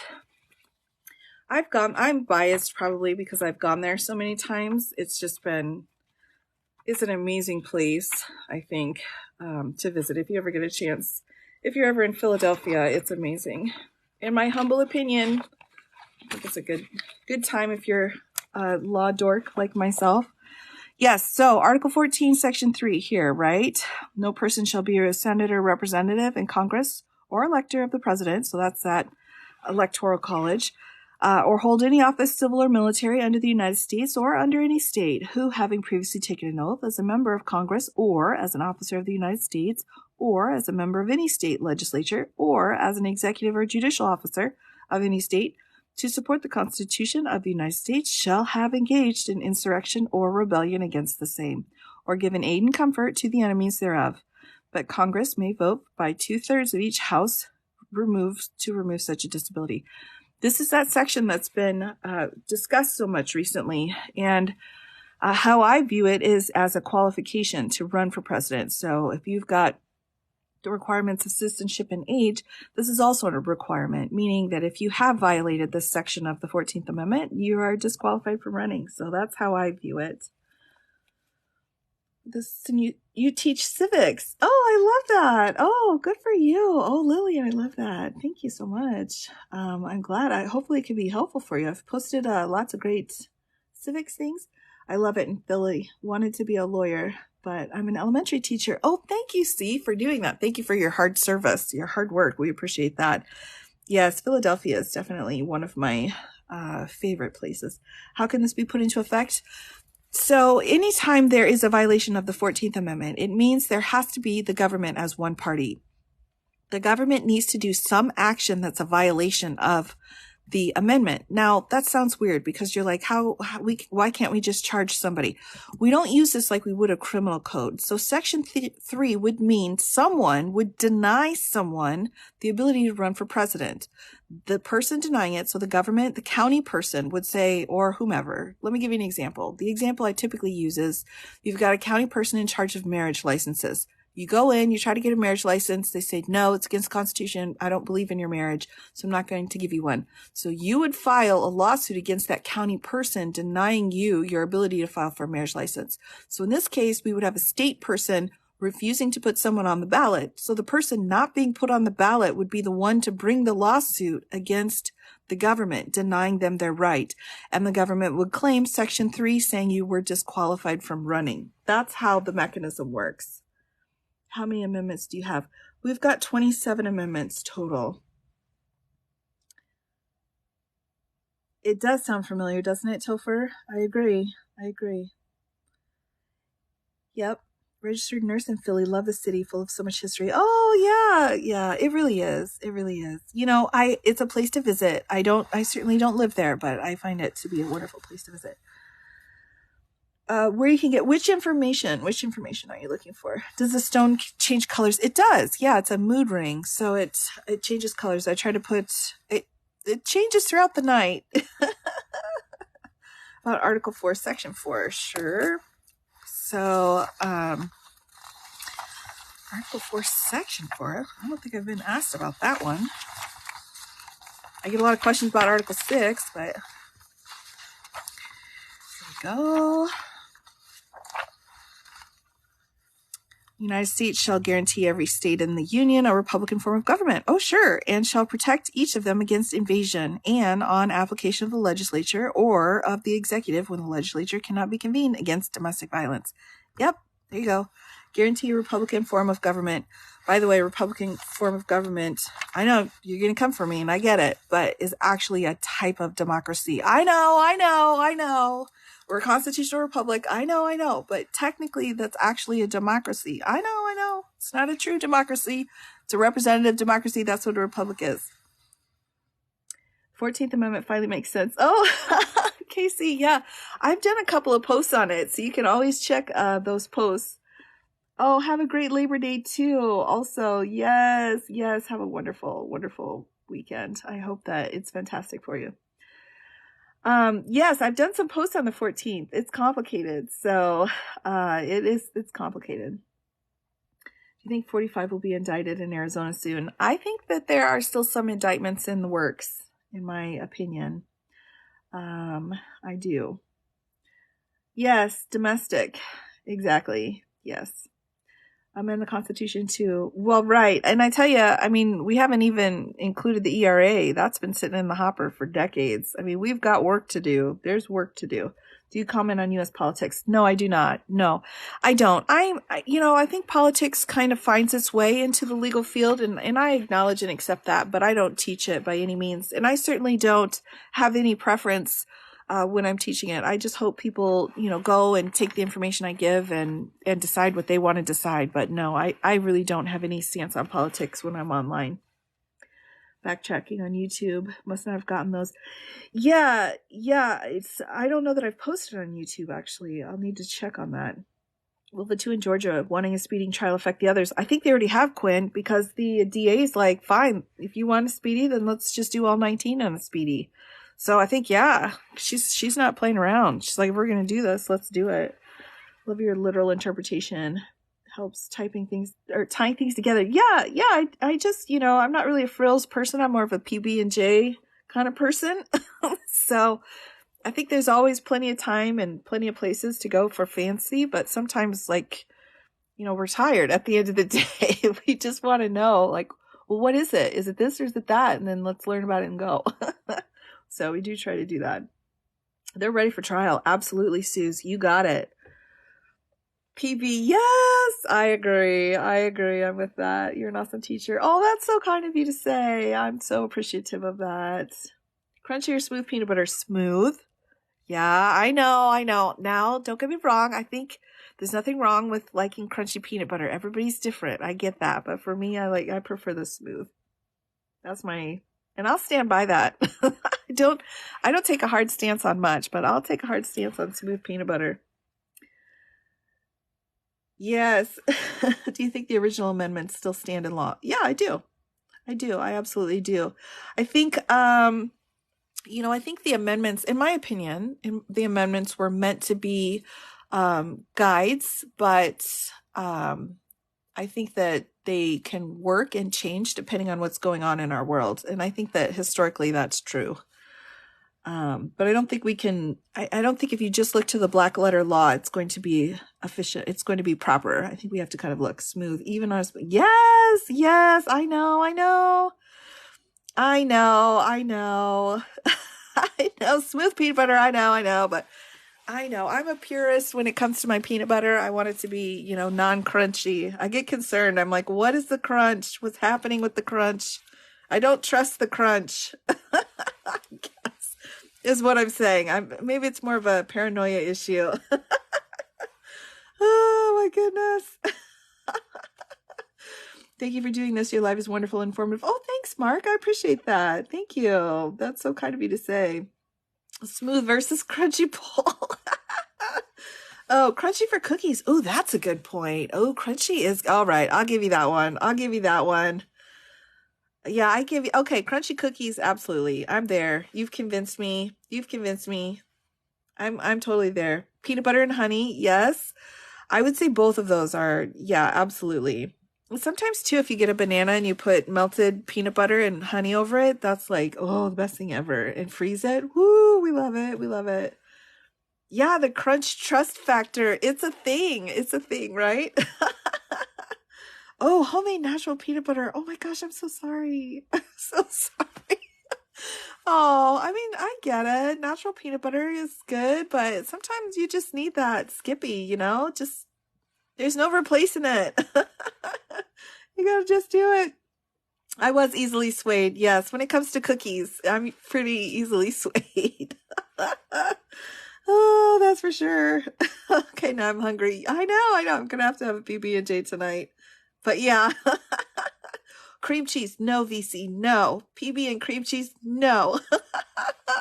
That I would wholeheartedly disagree with. Can you give me some serious guidance? Huckleberry, I've got my messages open on my TikTok. So for any questions that people have or are just wondering about certain things, you can message me and I will respond back to you.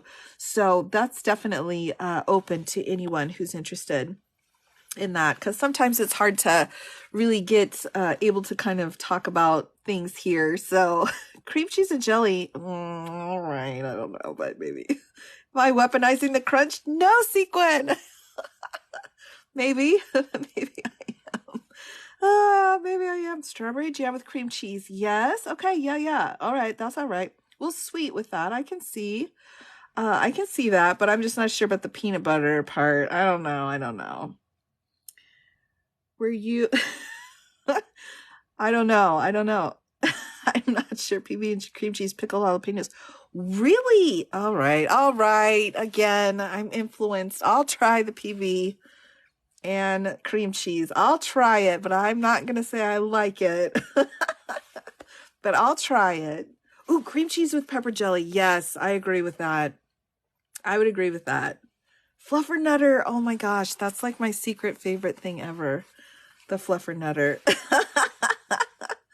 Ooh, cherry spread. Oh my gosh, homemade. Whoa, nice. Ooh, habanero. That might be a little too spicy. Can the amendments be rewritten?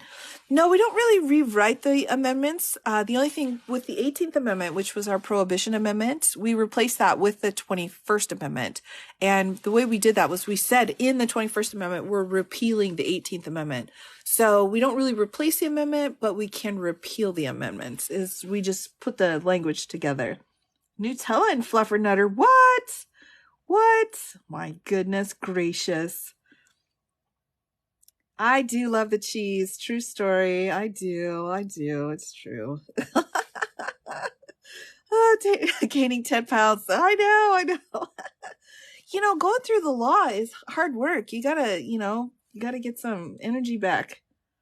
Constitution Center used to have an app, but it's gone now. Really? That's interesting, Gavin. I didn't realize that. Interested. Nutella ice cream. Whoa. Oh my goodness. I've put Nutella on biscotti cookies before. That's been pretty good. Thank you. See you next time. Yes. Thank you for coming by. Yeah, we're kind of winding down. We're kind of in our winding down phase. So, oh. Yes. Right. Yeah, you've Huckleberry, you'll have to hit up my messages, and I can give you some directions. How many states included in charges? Well, we've got I'm not sure. We've got Michigan with the fake electors. Is that what you mean? Like how many different states have filed cases? Thank you. Great job. Oh, thank you. Thank you very much. Do you think about Scalia's argument about the Second Amendment? I do. What do I think about it? I think it's interesting. I'm not a big fan of his take on natural law. I think there are a lot of things I disagreed with Scalia on, in how he interpreted a lot of different laws, but probably the biggest was his reasoning for natural law. It just doesn't have natural law. I get where he's coming from on it, but it just doesn't really mesh well, I think, with how I learned the law. So I think that was probably my hardest bit of that particular case. Driving me crazy. The writers are still on strike, so Saturday Night Live will be reruns. Oh, I know. Oh, I feel so bad for the writers. Oh my gosh, I do. Oh, I hope that they can somehow get things worked out. Ugh, I really, really do. Thank you. Have a good night. You too, Jilly Bean. Thanks for coming by. I appreciate it. Good to see you always. What's natural law? That's a great question. That's really the ultimate question. He has this idea that there are certain basic, things that are just supposed to be the certain way, but not recognizing that based off of his feelings, based off of his thoughts. So it's like, that doesn't really quite work out unless you've got a uniform standard to use, and he doesn't. He's got his own standard. Oh, that's nice. I'll take that as a compliment. Do you agree that the prefatory clause doesn't limit the scope of the operative clause? I could see where he was coming from. On that, but I'm not sure that I did agree with him on that particular piece. It was hard to really wrap your brain around it, and he used it to open the door to this individual right. And I can respect where he was coming from, and clearly he had thought it out, but I'm not sure that his reasoning was correct. And again, I think that's because of his way of looking at the applicability of the natural law element. So no one read it that way for 200 years. Thanks, Hawk. That's exactly right. I agree. Can't have natural law and not believe in natural inalienable rights. Perhaps.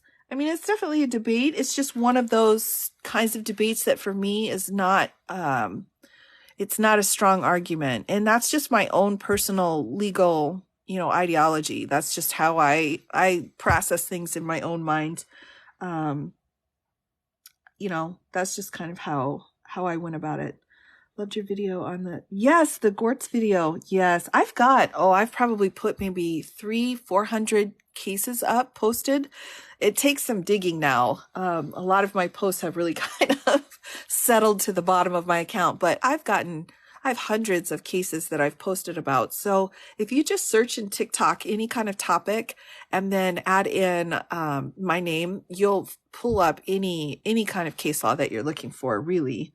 So there's a lot of cases that I've done, and I enjoy it. That's just definitely a thing that I absolutely enjoy. Some of my older videos aren't the best, but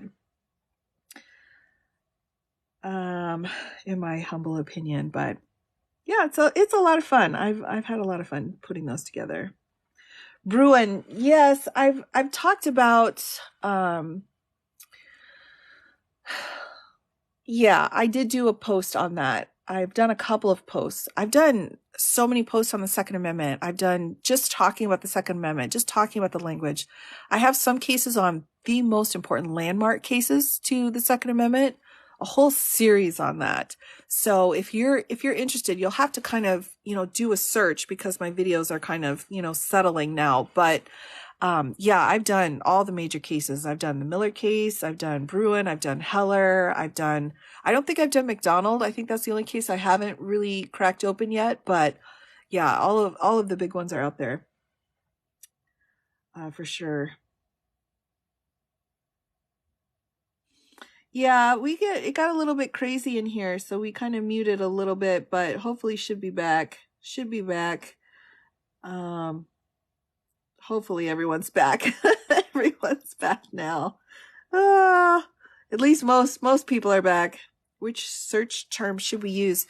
So, if you're looking for any amendment in the Constitution, you can put in whatever amendment it is because of how I've hashtagged it. And I've been hashtagging since I started way back in October. So, they're not going to be necessarily the best videos, but as far as, looks go, but they're not as polished, but the information's still good. So put in your amendment and you can put either in U.S. law, which was my original name, or you can put in my TikTok name now. So either of those. So put your amendment in or whatever your constitutional question is, and then just add this on as part of your search term, either of these, and you should be able to find it. I've also made a whole bunch of lists. So I've gone through, I've got maybe 10 or 15 different playlists that are set up that you can go through and check on, and just at the top of my profile. But a lot of those lists then have a lot of those cases in it. So you can kind of hunt around and see that. Yeah. Oh, sure. Yeah, of course. Yeah. Feel free to message me and I'll get you the information as much as I can. Who is worse, Scalia or Thomas? They're just different. I don't really have a worse case scenario. Well, actually I do, but no one recent. I've got a whole case actually, or a whole post on the worst Supreme Court justices in the United States. So you can kind of take a look on that, but I'm afraid I will need to let you go. I'm getting a sign here from my phone. It's about ready to get a little too hot. So, but I tell you what, I will go ahead and have my next post.